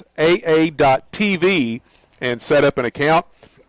Missouri State High School Activities Association will be charging to view the game next week, as they have taken the video rights of the postseason. But if you want to listen on 97.7 FM or at radiotalon.com or on the app, you can do that free of charge. It's just the video portion that you'll have to pay for through the Missouri State High School Activities Association. So that begins next week with the first week of district competition. And also remember to make sure and check, because many locations, should have just asked A.D. Lance Parnell. He was here. He may have not heard yet, though, because Misha sends out a lot of that information right as districts begin. But most places are trying to go to digital ticketing. No more cash at the gate. So that may be an issue for people as they go to district tournament play next week as well. But we'll see between now and then. We know we'll be back here Friday night next week for the first round of the district playoffs, as Cassville looks to be taking on the Reed Spring Wolves. They lose tonight to Hollister. Hollister victorious 56-42, so Reed Spring ends the year 0-9, and they'll be coming to Cassville next Friday night to start district play. And kind of like what Coach Weldy said, the Big Eight beats up on each other all season long. It'll be nice to play somebody else rather than a Big Eight team in the first round of the playoffs. That's what he said when he came up before he got on the air. He kind of looking through the scores, and he said, thankfully we get to play somebody different. And so he's right. And, Reed Spring, it's an old foe and played several times, so ought to be a fun one next Friday night. The only other finals we have, McDonald County over East Newton 28-0. Lamar scores on a 2-point conversion to close out the game and upset Seneca, keeping the Indians from being undefeated 29-28. Tigers over the Indians, and Nevada comes back and beats Pleasant Hill 21-19. They were losing earlier, but they come back and win that one. Marionville has a late 45-6 lead over Miller, and Monette has just scored at Mount Vernon, and that game is tied at 42. 2-point conversion failed, so they're tied up at 42 with about 6.5 minutes to go. So still quite a ways to go in that one between the Cubs and the Mountaineers. Big-time implications in this game for Cassville's district. And Monette's district. Both of them. And Monette's district. Because Monette, if they can win and hang on to the spot they're at right now, they're going to get a home game in the first round of district play. If they lose to Mount Vernon, then they'll have to go into that point calculation, tabulation, and see what happens. And in Cassville's district, Hollister goes plus 13, so they max out their points. Mount Vernon is getting bonus points playing up. However, the percentage points between Hollister and Mount Vernon is minute. If Mount Vernon does not hang on and win tonight, Hollister does win plus 13. The chance Hollister could jump Mount Vernon. Slim, but it's there. It's there. Mount Vernon would drop a slot. Now you got Aurora underneath them who have the head-to-head, so Aurora would jump them. So really Mount Vernon's playing for a 3-seed or a 5-seed at this point. Yeah. So a lot of crazy things can happen. That's for sure. Well, we'd like to put out our thank yous as well. Thanks to Athletic Director Lance Parnell and all the folks here at Cassville High School for the hospitality once again. We'll look forward to being back next Friday night for the start of district play. Congratulations out to Katie Baker again for winning our Silver Dollar City Pass, and we appreciate her listening. Hope she has a lot of fun down at Silver Dollar City. And also thanks to Dwayne and Jana for keeping an eye on things back at the studio as always. And thanks to all of our sponsors for helping support our coverage. They'll be back with us again next Friday night as well as we open up district play. All of our Wildcat sponsors here on Web TV and on the radio, we thank them so very much for helping us get these games out on the airwaves. And they'll be back with us as we roll into week number 10. All right, remember to go to mshsaa.tv or mshsaa.org to get information about being able to view the games and also digital ticketing as we get set for the district playoffs that begin next week all around the area. Exciting time of year, and we'll look forward to the action next Friday night. We hope you join us. We hope you are able to go out and attend the games in person. That always provides the best atmosphere for the student athletes, but if you can't make it out, you can always tune into the Talent Network for coverage. Okay, we're going to get on out of here. That Monette Mount Vernon game is going to take a while to wrap up, so we won't wait for a final in that one. We will give you the final again here tonight in Cassville, though. The Wildcats over the Hound Dogs, 42-14, as Cassville moves on to the district playoffs. Speaking for Jeremy Marple and Todd Speakman, this is Sammy Clapper saying thanks for being with us, and good night from Wildcat Stadium.